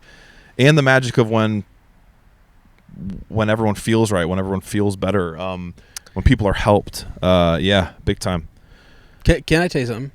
Yeah. So one thing my dad said, I don't know, I keep thinking about things with my life. Of course. When when my mother passed away, it felt like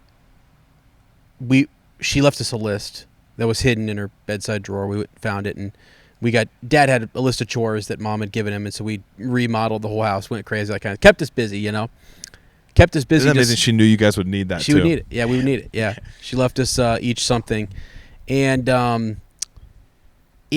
so like you said, kind of like I feel like that house, as Diggory's mother is passing, right? It's getting there's a sadness, So there was kind of this sadness in our house, right? For a year, I stayed with my dad, and I stayed. We worked on projects. We did everything we could. We kept busy. I finished my master's, like when Mom wanted me to, all that kind of stuff.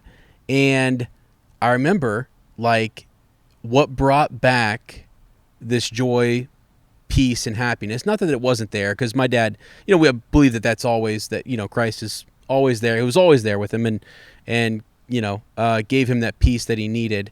But Rachel showed up a year later. Just a year and a week later, and there are so many new little memories now in that house. Oh yeah, that are just full of life. Yeah, right? And it's just crazy. It made me think about this, and like his mother is called. I think it's Aunt Letty had said that. Is she referring to her as like the biggest baby of the three when they're playing games? Is that his mother? Yeah, I think so. Yeah. Mabel? Yeah, Mabel. So, okay, that was kind of interesting. Yeah. But just that, like, there's that youth, like Yes. the biggest baby of, like, Right. and kind of like this new life and all that kind of stuff, and that's sort of what brings the joy back into the house. And it made me think of Rachel. Yeah. It made me think of, like, that new life coming back in for my dad, and that house being now full of all sorts of joy and just laughing, and it was not like that for a while. So it's just, I don't know, interesting to me. Oh, definitely, that's an amazing connection. But I also think too about how people, like when there's an old rundown house and it's falling apart, and then people move in and they start fixing it up, or even homes that aren't lived in for a long time, right? They're fine, but there's something weird. I think people have done studies about this, like almost like residual energy of. You have haunted houses, and you have houses you go into where they're like our home. From the moment we went in, like good vibes. Yeah. And it's not tangible. You can't measure it. You can't really even explain it. Right. But I go in there and I feel more at home than I've ever felt anywhere in the world. Yeah. And is it the house? Is it my family? Is it the fact that there's life there? Is it the combination of all three? Right. Yeah, but there's something about like a home. Homes need to be lived in.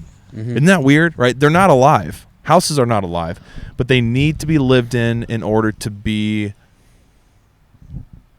like what their truest their truest form, I guess, or something. Yeah. Well, it's interesting too because they're using the house. It seems like at the beginning of the story, Uncle Andrew's up in the attic.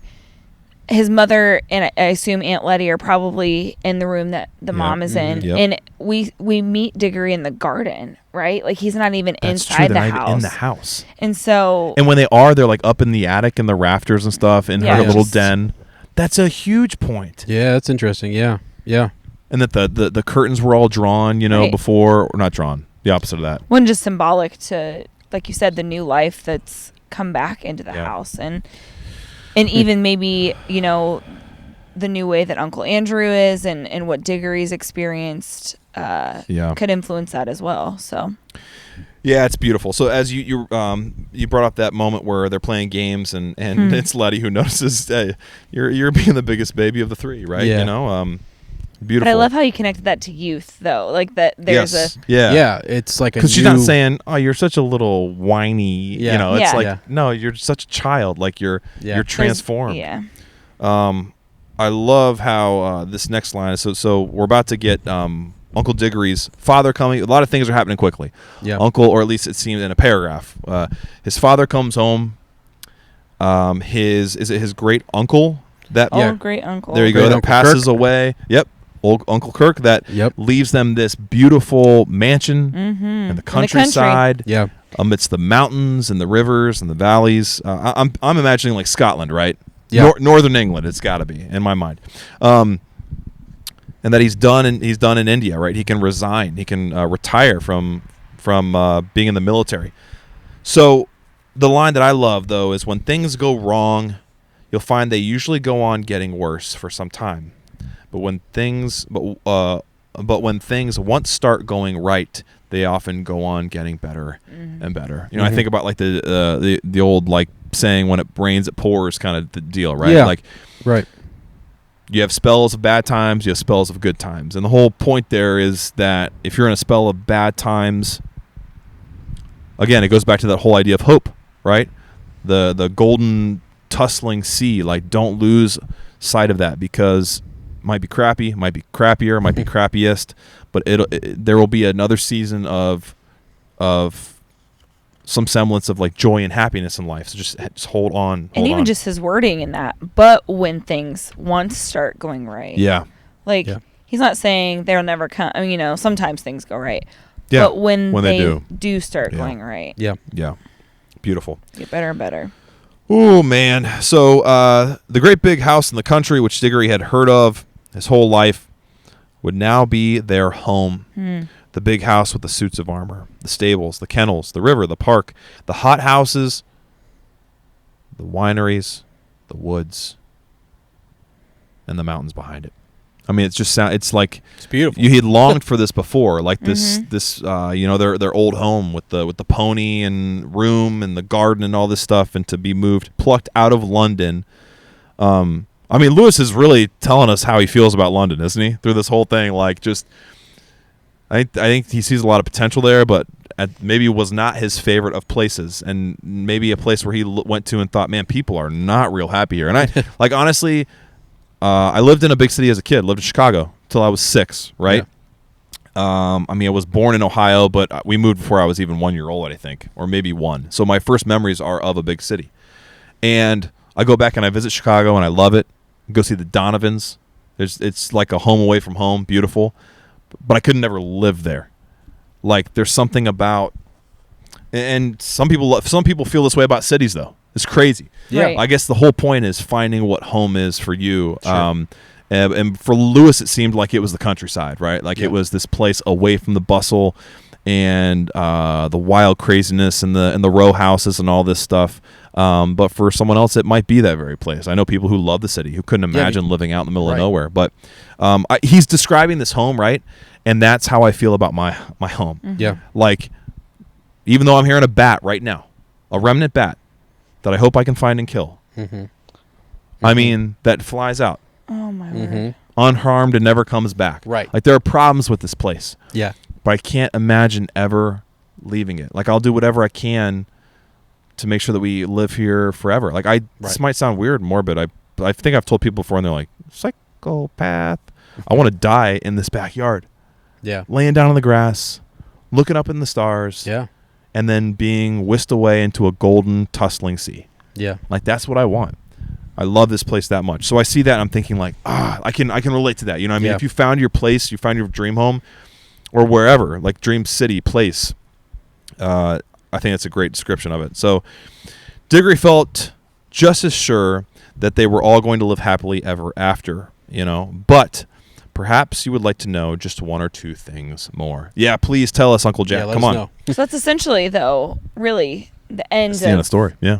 Mm-hmm. that story. But Yes. we're going to go to the beginning of Yeah. the rest here. Ooh, I like how you. Seems Jeez, like you guys are so good with your segues. Something like that. Wow. So Polly and Diggory were always friends. She came almost every holiday to stay with them in their beautiful house, and that was where she learned how to ride and swim and milk and bake and climb. So forever friends. It's a beautiful That's thing. awesome. Now we go back to Narnia. In Narnia, the beasts lived in great peace and joy, and neither the witch nor any other enemy came to trouble that pleasant land for many 100 years. King Frank and Queen Helen and their children lived happily in Narnia, and their second son became king of Archenland. The boys married nymphs, and the girls married wood gods and river gods. The lamppost, which the witch had planted without knowing it, shone day and night in the Narnian forest, so that the place where it grew came to be called Lantern Waste. And when, many years later, another child from our world, man, it's so cool, got into Narnia, on a snowy night, she found the light still burning, and that adventure was, in a way, connected with the ones I have just been telling you. Just the way he It's pretty cool. wove it together is just fantastic. I love it. Some people might think it's like overly simple or something. No, it's beautiful. I don't think many people would say that. I just think it's poetic, man. It's perfect. Yeah.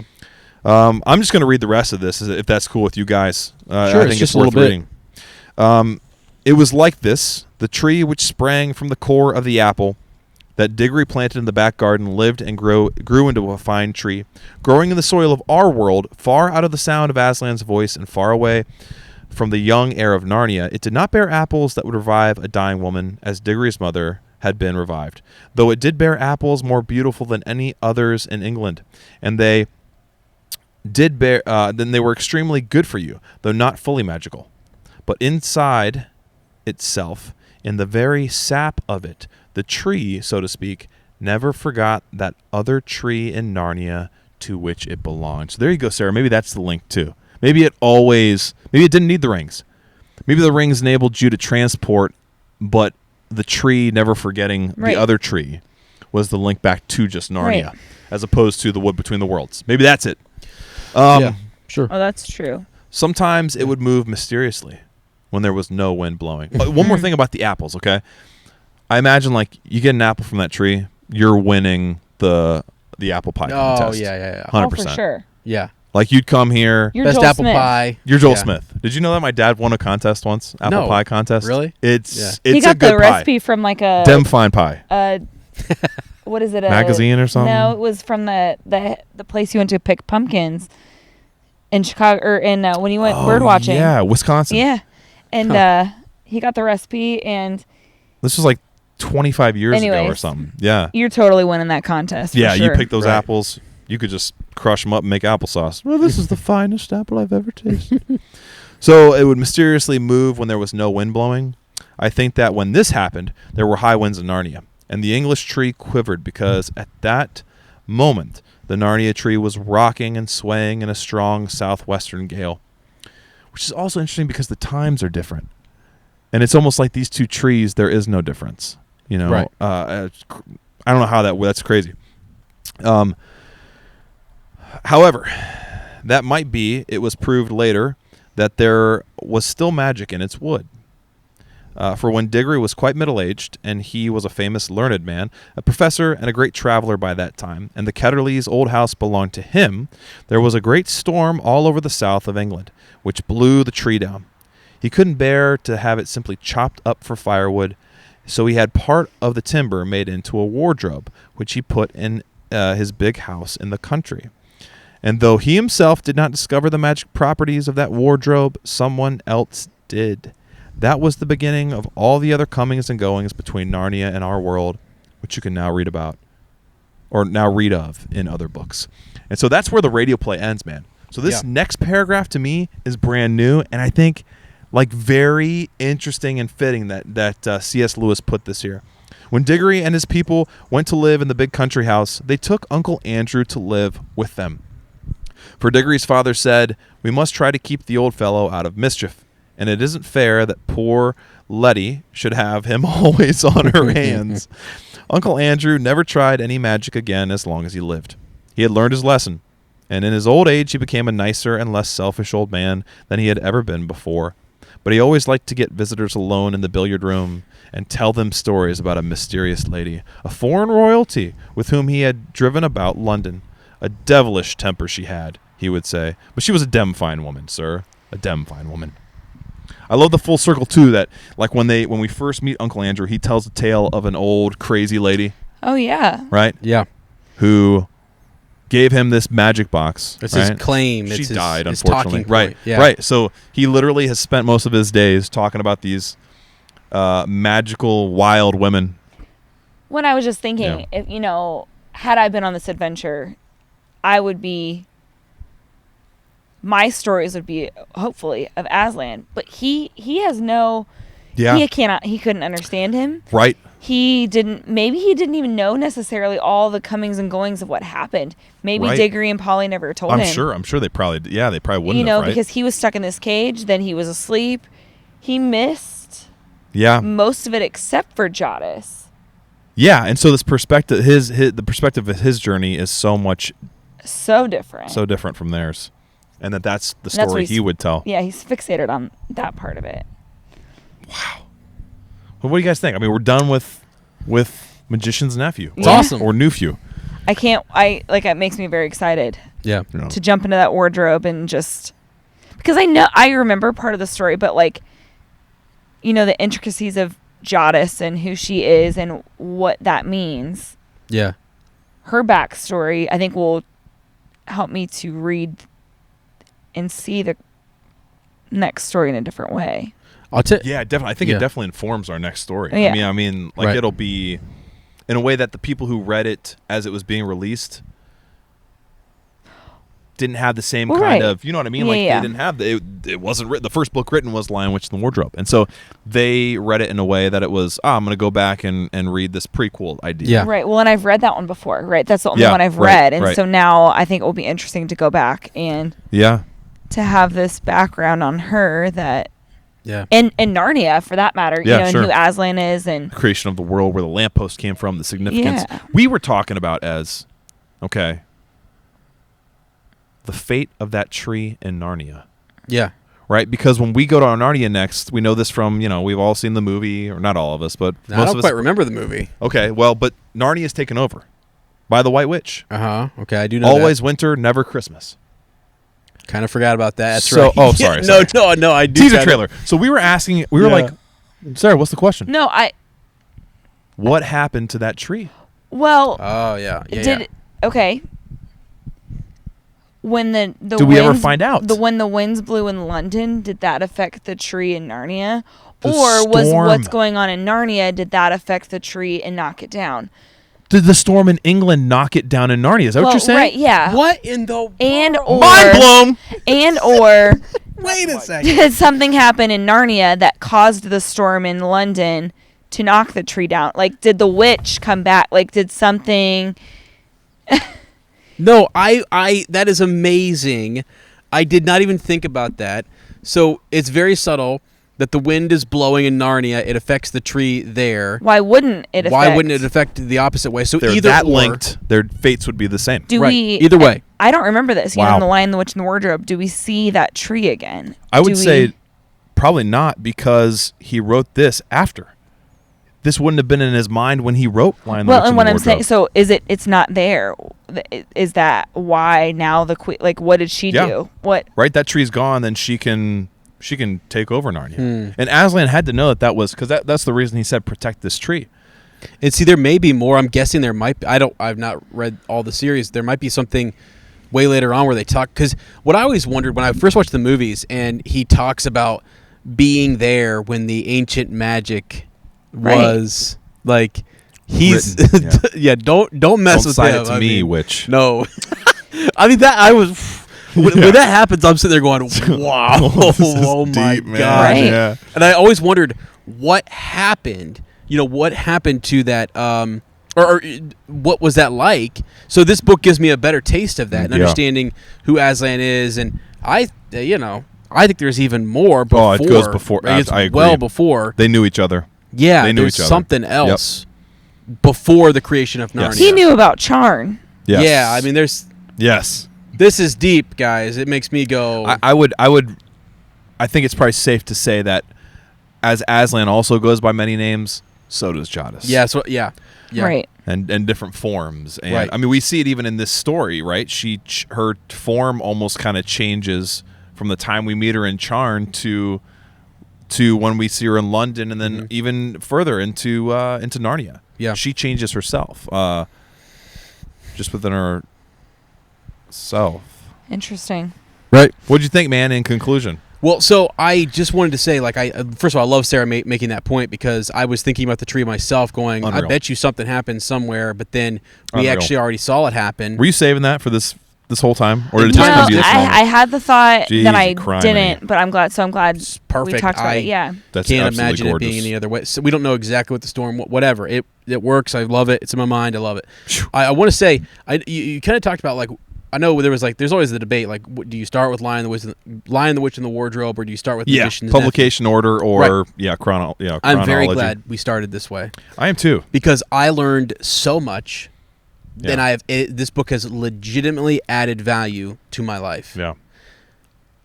I literally, when I went in to clean up for the end of the school year, I still had on the board.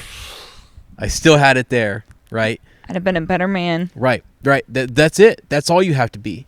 That if you live a good life, right, and that if you're just a good man, right, that you have nothing to fear. There is no fear. The cabbie had no fear because he had lived a good life. I mean, he had been. I was just. Okay, so I remember I walked in, I saw that, I was like, oh my gosh, oh boy, there it is. And then these last 2 chapters, I mean, thinking about everything that Diggory has to go through, and the line that got me was that this world would have been Charn.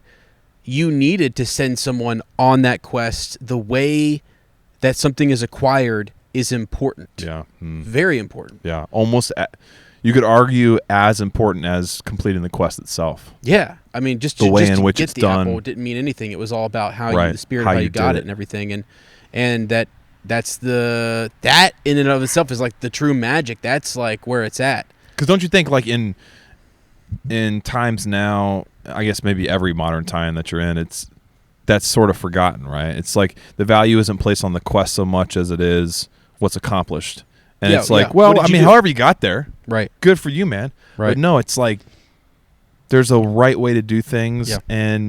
or maybe many right ways, and maybe a bunch of wrong ways to do something Sure. too, and that can affect the outcome. And his Does the faithful- end justify the means or whatever? You know what I mean? Yeah. His faithfulness to the quest and what was asked of him, Yeah. Yeah. it was rewarded. Yep. It was. And the life that the cabbie had led, And Led we come to to- find out he wasn't perfect, right? We come No. to find out some of these things have been washed away. Yeah. Yeah. Yes, exactly. That didn't Right. matter. He became Right. the king of Narnia. That's right. That's right. And it's because those things had always been there. Yeah. Maybe partially at those. He had never been. We're not perfect. No, like it's We're- almost like he had some brine and some gunk, some carbon scoring. You boys Yeah. have seen a lot of action, huh? Yeah. And that was just kind of scraped off to who he. It's like there And you are, Peter. And quickly There you forgotten, right? There you are, and Yes. quickly forgotten. Yeah, like it never even existed. Yep. Wow. So yeah, Well, I'm glad we read this book first because Yeah. I learned a lot and it added a lot of value to my life. I just took a lot away from it. And I was like, wow, this is great. Beautiful book. Yeah. I agree. I couldn't agree more. Thank you guys for Thank you. going on Yeah. this journey so far. I mean, I can't wait. I'm like daunted, but also amped that there are 6 more books, and I'm so excited to see because I have the radio plays, so I have listened to chunks and pieces of them. I don't remember them in any great detail, but there are moments from some of these other books coming up that I think I cannot wait to go back there and flesh that out. Mm-hmm. Right. And because I think some of the best stuff hasn't even been shown in films or any of that stuff. If the radio plays are any indication, there are moments that I've like heard in those and gone, wow. Really? And so reading them and then reacting to them with you guys here and our movers, like it's going to be nuts. So I'm very excited about that. All right, well that's the end of Magician's Nephew. We're excited to get into Lion, the Witch, and the Wardrobe next. We have the Lamppost Letterbox, and so I think we'll save the second one for our next episode. I put a couple in here because I didn't know how much time we'd have, so we'll save Kristen's. My phone is dead, so I don't have the doc. Okay, so all right, I just Gotcha. No problem. We'll read Samantha Opperly's, which I think is probably fitting since this Brought to episode you is by. brought to you by her. But we did have something real quick. So a little note on last episode's Rachel Stenson. It was her. Yeah. So thank you to Sarah's quick action to find her name in the group. And then also, Rachel, thank you for confirming that with us. Yes. I think it was in the group. She said, yes, Rachel Stenson is the right name. Again, I apologize. And Rachel, thank you so much for letting us know and also not being upset at your me. So- graciousness. yes. So she also sent us something. It's not her Narnia story. She just said, okay, not a lamppost letter telling my Narnia story, maybe another time. So this is from Rachel. First, thanks for the podcast. It's pretty great. I enjoy listening. I discovered your podcast in January of 2020 and have been listening since. I was just listening to episode number 7 today, and I have to give my 2 cents. I haven't listened farther, so I don't know. maybe it was already been talked about. In this episode, you were discussing why Jadis, and she has a pronunciation here, Jadis, yeah, on the back of Strawberry declares, "Dog unhand our royal charger. We are the Empress Jadis." So I think she's probably right on this one. She says, in my opinion, IMO, you guys are probably overthinking this. And I think this is a great point. She said, no way do I think she was possessed or anything like that. It's just the simple usage of the royal we. Mm-hmm. So, yes, like interesting, yeah. Royal plurality or whatever. Lewis, being English, as was most of his audience initially, would recognize it immediately as Jadis making a grab at self-acclaimed importance slash position of importance and power. Interesting. As Americans, the usage gives us pause, but it would be perfectly natural in a country with a monarch. So Isn't Rachel, that interesting? it's your even your lens, obviously, right down to the country you come from. Here in America, we see demons, right? Possession, right? And but if you're British, you're just like, it's just guys, that's because she's a queen. So I mean, from going forward, thank you, Rachel, because I will be referring to us as we, even though it works. That does make sense on multiple levels. I think even when it's just me walking down the street, I'm gonna go get coffee for us. It will in fact be the royal we. We out here. Don't you worry. We out here. The royal we. Yes. So anyway, I thought that was worth sharing. I thought it was cool, and it's kind of fun. We haven't been able to read something from. You want me to read it? Yeah, absolutely. From. I don't know what I was going to say there. No, nice to read something different. Yeah, like just Is it? Oh yeah. Yep. We're doing good. You got a second wind, don't you? There. All right. Queen. I am feeling better. I'm sorry I was grumpy with you earlier. I love you guys. Can you look into the camera? I'm sorry I was grumpy with Lane earlier. Hey, clip that. I did fall asleep putting Winnie to bed. Oh, I wasn't going to say anything about it. It's okay. I know. I'm just telling you. I'm sorry. I'd have been a better life, my man, if I'd known it had been from and tired of things. Okay, well, I'm going to read now. Probably Please a good Samantha Opperlee's Lewis letter. There's some bugs all around. I decided to write my tale of how I discovered Narnia. I wrote after y'all mentioned what hymns you would sing in episode 8. I loved that episode. Mm-hmm. It's a fun episode. The 3 I said immediately were Come Thou Fount, Be Thou My Vision, and Amazing Grace. Beautiful. I was also reminded how you mentioned stars and how we don't always take the time to appreciate them. In 2004, when Florida was hit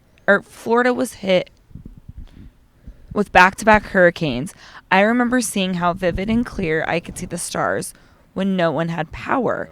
It was a calm when there was so much damage and destruction. As Lane was talking about Thanksgiving being his favorite holiday, I was reminded how I have a new appreciation of the day. In 2011, my dad had a liver transplant. He had the surgery the Sunday before Thanksgiving, and he was able to come home on Thanksgiving Day. It became a reminder to be thankful for my family, for you realize how truly precious they are. Anyways, back to my Narnia story. In the 6th grade, my English teacher was Mr. Anderson.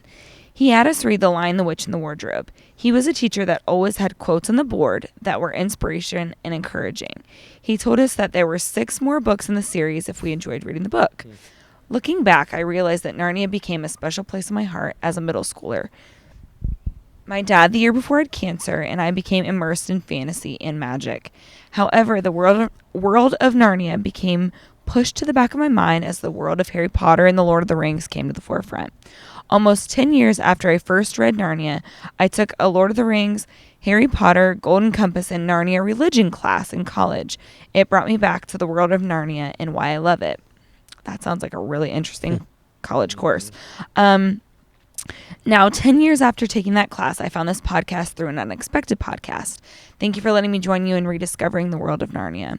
The world that reminds you of friendship, love, grace, and family. I found this podcast as I am finishing up seminary and will become a pastor in June. Hey, it's June. Congratulations if that's happened. It's still mid-June, so you know. I listen to each chapter of the book on Audible as I know that I won't be able to stop if I read the physical book. That's like you said, right? I'm finding new appreciation for reading a chapter at a time. I am able to pick up new things and find new lessons weaved through the chapters. I appreciate all that you do in creating this podcast. I look forward to continuing this journey as we discover more about Narnia. Samantha.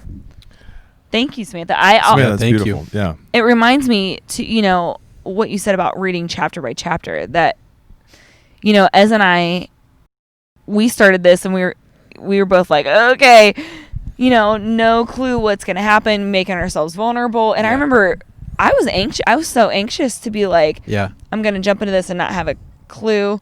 I wonder, whoops, I did not mean to do that.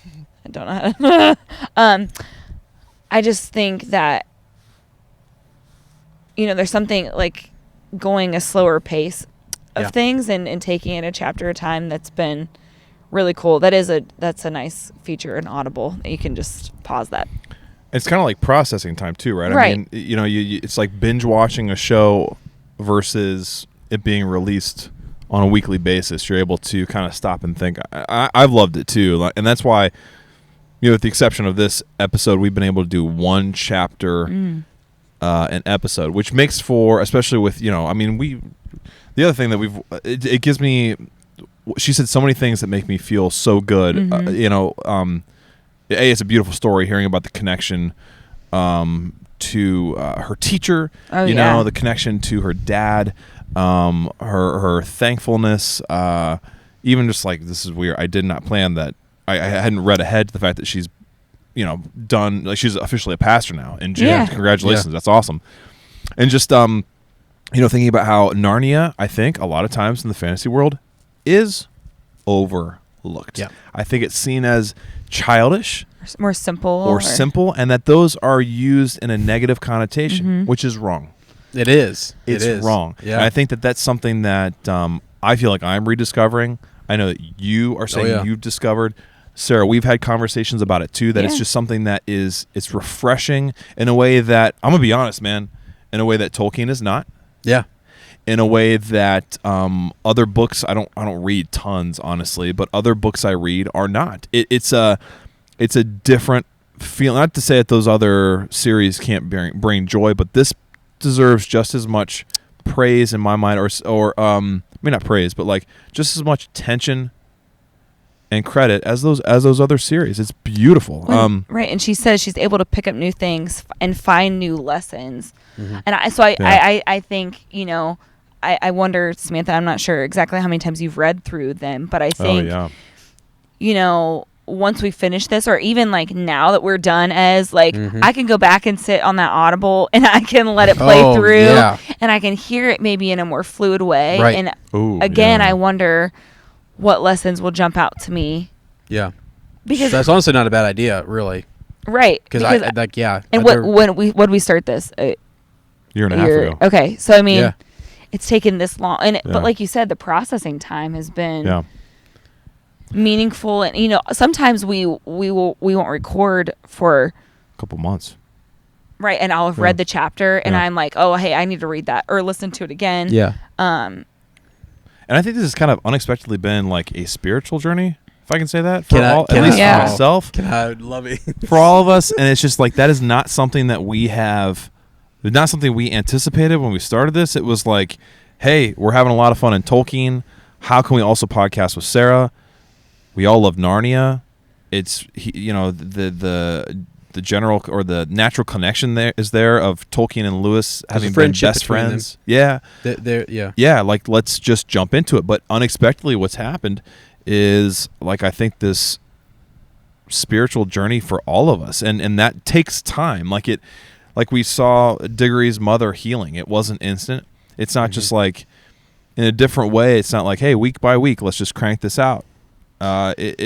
We've always said that, like, the one thing we're going to do is we're going to record when we feel like it. Yeah. And if we don't, we won't. Yeah. Because, and I think honestly it's inspired by Aslan. Like, it is. You said that. Is he safe? No. No, he's not, but he's good. Right? So it's like unpredictability, and that's okay too. I think we learn the most when things happen organically, and sometimes life is very unpredictable. So yeah. Let me just hear it. Here we go. Let's hear it. Sarah said something that was really interesting. It's like, when we first started this, I often, we're educators, we're teachers. I've said this before, but I often want, when I go into a lesson, to be more prepared than I ever needed to be. I haven't sat in the desk, in a student desk for a long time. And this has reminded me what it's like to sit there and say, I have no idea what's coming next.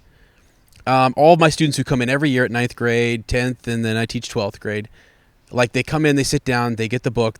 I've read it every year that I've taught, like the same thing over and over. I know how to teach it inside and out, whatever that might be, whether it's Steinbeck or Romeo and Juliet or whatever, And I took that same approach with Lord of the Rings, with Tolkien. I wanted to know everything about it. I still do. I still love it. To me, this might be controversial, okay? But I think about like when we went to college and I would learn about like the complexities of the Bible, and you would learn those higher level things, those real intricate details, and that felt more like Tolkien, like sort of like Lord of the Rings is real sophisticated, and it's got like there's so much to it, and it's just wow. And you're talking about the simplicity here, and I think about how, and this is, again, I'm just going to go there. It's something my parents taught me, is that like the way in which Christ spoke to people was plain, very plain and very simple, so that all could understand. And he went into to the scholars and to something like he just cut right to it. And so like Lewis, to me, I know there's that great friendship between the two of them, and I love both series. Like I told you in the Grey Havens, I was when we finished that series. It is, very few books do I cry during, like where I'm reading, I'm like, wow, this has got me. And the end of Lord of the Rings does get you. It got me. There are moments where we were emotional, people's stories were emotional. But this has been an absolute journey. I can literally feel my mother like saying to me, this is what I needed. Like, because it was something that she loved, and I'm just like going back through this going, wow, Lewis is a lot closer. I mean, like, he really looked at, you just feel more of a presence. I don't know whether, I don't know what people believe or whether, I just know how I was raised and what I was brought up in. And it just is shocking to me how many little lessons are in there that are good for everyone, regardless of what you believe, whether you're coming from whatever type of background. There are good lessons about life in this story, so that are very easy to understand. Well, and I think I was going to say this earlier too. You talk about, because your mom loved the stories. I think for me, it has me really excited to read these with the girls. Yeah. And you go back to simplicity. It's not, there's something so beautiful in, I'm going on a tangent for a second, but if Winnie has done something that we feel like we need to address with her or something, we find ourselves sometimes rambling, and it's like, wait, like, she is 2.5. Yeah. We have to take, and it's not, and for me, sometimes it's like, I'm trying to overcomplicate, what I'm trying to say. And if I take it back and if I stop and I'm like, I think, and my words are sometimes fewer, she gets it. I immediately feel better because I'm not trying to, put all that jumble together. And so it does, for me, it reminds me, like you said, that it's not bad to take a step back and take things a little slower, but also to, address things in a way that all can understand. And, because she understands a lot. I mean, she understands far more than I. Charlotte too. And Charlotte,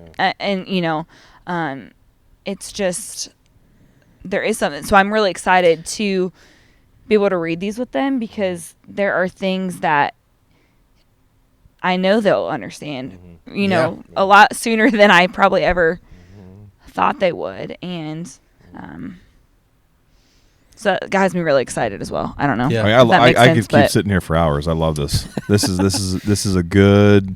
We're in the zone. I mean, this is just beautiful. Yeah. Well, and sorry, I think I didn't mean to cut you off.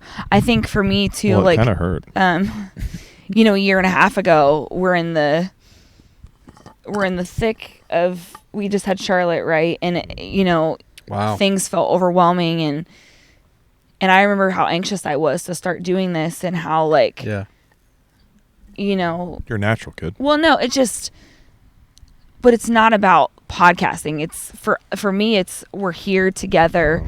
We're having conversations that I'm not having really otherwise always.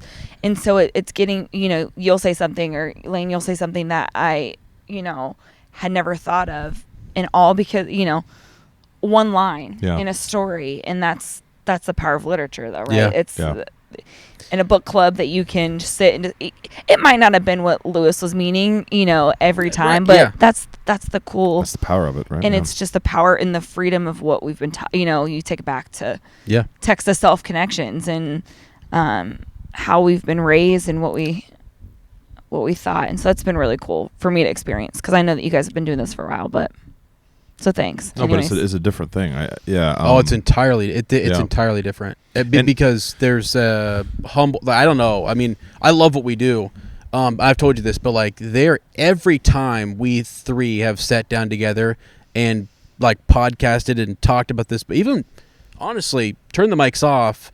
Some of the best conversations we have are around that kitchen little island that you guys have, and they get deep. Yeah, and it's just it's one of those things. Like it's a great tool to stimulate a lot of those conversations and to help us with our words, maybe. But really, they're still pretty simple. We almost think we've said that before, just in a slightly different way, but that makes perfect sense. You know, I don't know. His economy of language, Yeah, amazing. Wow. I mean, we keep going on for hours, but we'll just, we're going to keep this episode short. Right. As per usual. I have 2 Turkish delights for us. I did want to make a real quick side plug segue thing. So our good buddy Dave Fogel contacted us about does Zez know this? He's in. I think he was in the group message, but he may not have. He gets a lot of group messages. Uncle Liz is a busy guy. So Dave has a very popular YouTube channel where he reviews MREs, which are meals ready to eat, and even like backpacking snacks and stuff like that. And I am strangely addicted to it. It's fascinating. It's mostly because I love Dave. I know, but me too. They are if you're into that kind of thing, go check it out on YouTube. Dave's 45 Auto is his channel name, and so cool. Sarah can tell you late at night if she wakes up and I'm still awake, she'll hear Dave going, "Yeah, it's good. It's good. Yeah. They're a little mushy." When he knows about Dave. And when Dave does the wave, she'll wave back at him. She goes, "Does Dave know this?" I wave. No, I don't think so. Okay. Well, Dave is waving back. Yeah. When he goes, and then if we're watching it with someone, she'll go, "I'm waving at Dave." So anyway, he has found, because the whole premise is he reviews stuff that can keep for a long time. Yeah. And just be ready for backpacking. Yeah. Or end of the world prepper stuff, you know what I mean? So, but one of the he found a freeze dried Turkish delight. That's and what he I thought. said, "Hey, it'd be a cool collaboration, not collaboration. Would you go? Maybe I don't know what the Turkish delight freeze dry is like." He said, "Would you guys want to do like a crossover thing where you come on with me? I said only if we get to wave, Dave. Yeah, and try the freeze dried Turkish delight." And I was like, "Dude, that is one of the coolest ideas I've ever. Like the 4 of us. Yeah." Trying this. Have you tasted it ever? No. Oh. Well, see, here's the thing. All right, so remember. Oh man, we talked about this in Turkish Delight a long time ago. I got some for my class when I was reading Lion, Witch, and the Wardrobe. We got to that chapter. I got on Amazon. I ordered some genuine Turkish Delight. It came the next day, and I had them taste test it, and I had them tell me. I wouldn't tell them what flavor it was, because traditional Turkish Delight is rose flavored. And I wanted them to tell me what they thought it tasted like. I had one boy said it tastes kind of like flowers, and I was like, "Oh my gosh!" This kid's amazing. Mr. Smith brought some out to Mrs. Smith on the playground. Yeah, I did. On the recess duty. Ate a butt ton of it on my own. Like I almost bought another box. Was it good, Sarah? No, I was not a fan. I did not like it, but I think it was the texture. If you didn't like it, I'm probably not gonna like it. Yeah. I don't know if you remember, on an episode of Talking Tolkien, we actually, one time when we did strawberries with cream, we ate actual strawberries with cream. We got to try it once. Strawberries and whipped cream. So when we get to that chapter, Turkish Delight, we'll invite Dave in this next book. Okay. Well, We're gonna do that video with Dave, 100%. Oh, okay. But I am gonna have You'll for get our some. Turkish delight. We will have Turkish Okay. delight, and the Turkish delight that episode will be. What did you think of Turkish? See, and delight? that's maybe Okay. not what I thought Turkish delight was going to be. I don't know. Anyways, Oh, I can't wait. like I would. yeah. You Well, know, and the if it's something question- So The question is, would you trade information for your siblings for that? after tasting it, absolutely not. Really? I would think about it. And I asked my kids too, because we had read the book. I was like, would you turn in your sibling for that candy? And they were like, some of them were like, no. Other ones were like, I would have done it for less than this. Second graders, they're hilarious. yeah. Okay, so anyway, sidebar. And I Dave. have a third Turkish delight. But go ahead, Oh, okay, all right, awesome. Sweet. Whoa, Dave. Yes, man, we're she's just game. This she's is wide extra awake. sweet. She's gonna go into labor tonight, Come probably. on. No way. Extra okay. sweet, you. Well, we're recorded. So Dave, it's in stone now. We've committed to all the movers. We're gonna do this video. Can't wait, buddy. We love you, man. Yeah. So Turkish delight. I have a couple. I have one from chapter 14 and kind of 15. Although 15 we've sort of already done, so we can skip that one and replace it with yours. The 14 is what's your favorite tree? Did we do this in? I feel like I've. Did you guys do this in? Did we talk about? We did talk about a tree, didn't we? We Was it did. in Treebeard? No. I think we Was just it talked about here? the party tree. See, you see how my fandoms are starting to blend together. When we were talking with Joe, we talked because my I feel answer like- is the same. Okay, let's hear Oh it. crap! That was the last episode we did. No, No. That was up talking No, it Tolkien. wasn't. But it's literally the last thing Okay, we who cares? recorded. I wasn't there. Sarah wasn't there, but I think you know my these listeners. It's the willow tree. That's what it was. I couldn't remember. That's yeah. wait. What? Just goes. You're gonna know what it is, but he didn't know. I couldn't think to myself. I was like, yeah. What did I say? Because I almost didn't want to say the like something different. It's the same, Oh man. but I don't remember. You just said nothing, and no one would have known if it was yeah, different. well, I love you, just, I'm Or blessed. people, they would have known. super Transparency. honesty, transparency. Oh, it's beautiful. A Yeah, willow so- tree. Favorite tree. So I remember. So that's funny. I had a couple. Remember? So I had a couple. I had that, and then I also had dogwood, which was in my backyard. We had a dogwood tree, and we had a buckeye tree back there too. Buckeyes. Yes, that you guys would collect Oh, buckeyes, and you cool. said people would come and get your buckeyes. Yes. Wait, they I'm sorry. asked- In your steal 'em. yard? Yes, it's still Back there. by the creek. Yeah. It's still. If you guys ever want Dry some, crick. I mean, like you can get them, make the Yeah. The you know, necklaces all or- that kind of stuff. I'm a whatever. Wolverines fan. I yeah, would so not thanks. make Go buckeye candy out of them. No. I Blue. wouldn't Have you do tried that. it? That's Oh definitely yeah, we poisonous. did do this Poisonous. because Joe Lewis said, you know why Native Americans called them buckeyes? Because they look like An a buck's eye eye. of a- That's right. Oh my gosh! All right, well, Okay, well, I That's- wasn't there, and I didn't know that you had a buckeye tree. So, right, you didn't know that buckeye did tree. not. do you know my? Your favorite tree, the one in our backyard, Yep, this maple, is that what you said? and then this pine. But Yes. then you have other ones. Well, I'm going to add one to it since I did that already. But Are yeah, these it's specific trees or types of trees? You just like this tree and specific that tree? trees. Okay, gotcha. But it could have been types of tree. I loved it ambiguous so Yeah. you could decide. I love Yeah. a good willow tree. I'm Yeah. just saying. Yes, I think Joe said willow tree as He well. did, Yeah, yes. But I do have a favorite. Anyway, so this tree right here, this individual tree, this In our silver backyard, maple. you can't if you can't see where he's pointing. Yeah. If you've been to the party, you've seen it. It's massive. It is our party tree. It's one of the biggest trees in the village of Amanda. And then we have like a crazy I don't know if it's blue spruce or what. Some type of evergreen. It reminds me of trees in New Zealand, pine trees that I don't even know what kind they were, but just asymmetrical and like reaching and they look like they have very like human characteristics. Home to many a bird in our yard. Tons of birds, tons of birds. But I have another one I'm going to add. It is no longer around, like the much like the tree, the Narnian tree that fell down in a storm. Mm-hmm. Well, I guess not really because it didn't fall down in a storm. It was cut down. But there was one at my parents' house. You'll remember the one that was by the yeah. driveway. Yeah. It was also a huge, big maple, and I call our home Bag End because it feels like Bag End, but the original Bag End Oh yeah. was Mount back in Vernon. Mount Vernon. Right. It was my parents' brick house that they're actually in the process of selling, and there was this big, beautiful tree. maple tree that literally hung right over the driveway, Over the garage. I mean, over like, the garage, and yeah. it just kind of felt like it felt like the oak in the movies that's on the top of Bag End. just kind of And welcomes you in. Yep, hugs you and walks you in the front door, kind of a deal. And it got sick and died, and they cut it down. But I have those stumps that we use for the party that we sit around here. Yeah, that's Those are from that tree. right. So I've always wanted to like the what the professor did in this episode, or Diggory, growing up, is like it's I love that he saved that wood and made something from it. You're And right. actually, we have side tables that are also those stumps, just those little stumps with the bark still on. Yeah. They're in our house, so that tree lives on in our home. Which is my Turkish delight that I'll get to in a second. Oh, Remember I told you. Okay. I have two favorite trees. I don't know if you know the second how one. are you but so awake right now? Is this I a don't normal know. time you would wake up and like eat Actually, food? yeah. All right. One, Lane and I see it every time we drive to my Wait, parents. it's cut down now, isn't it? It's gone. Remember? Yeah, it is I grabbed gone. a piece You of grabbed it for you. Where is that? We probably burned No idea. No, we didn't. I put it in the house. It doesn't matter. When I was younger, there was this old house.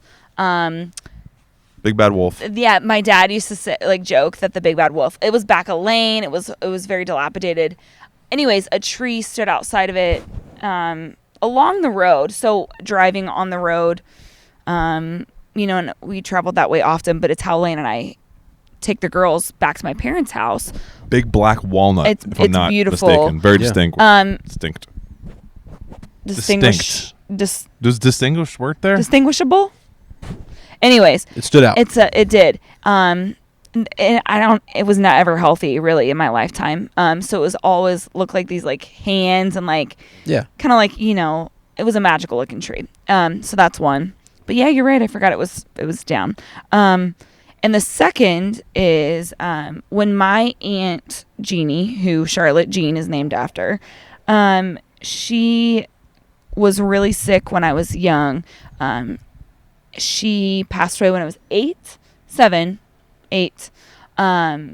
She had cancer, and she lived with us while she was sick. It was my dad's only sister, and sweetest, only sibling. I'm sorry, sweetest demeanor. I was the only girl in the family, so she, a girl and her aunt have a little special connection, especially when you're the only one. And she was an educator, and so when she got really sick, and I think right before she went into hospice care, she planted 3 trees, and I honestly don't even know what type it is. That's terrible, but she planted one at the high school where she taught, at my grandparents' house where she and my dad grew up, and then at our house.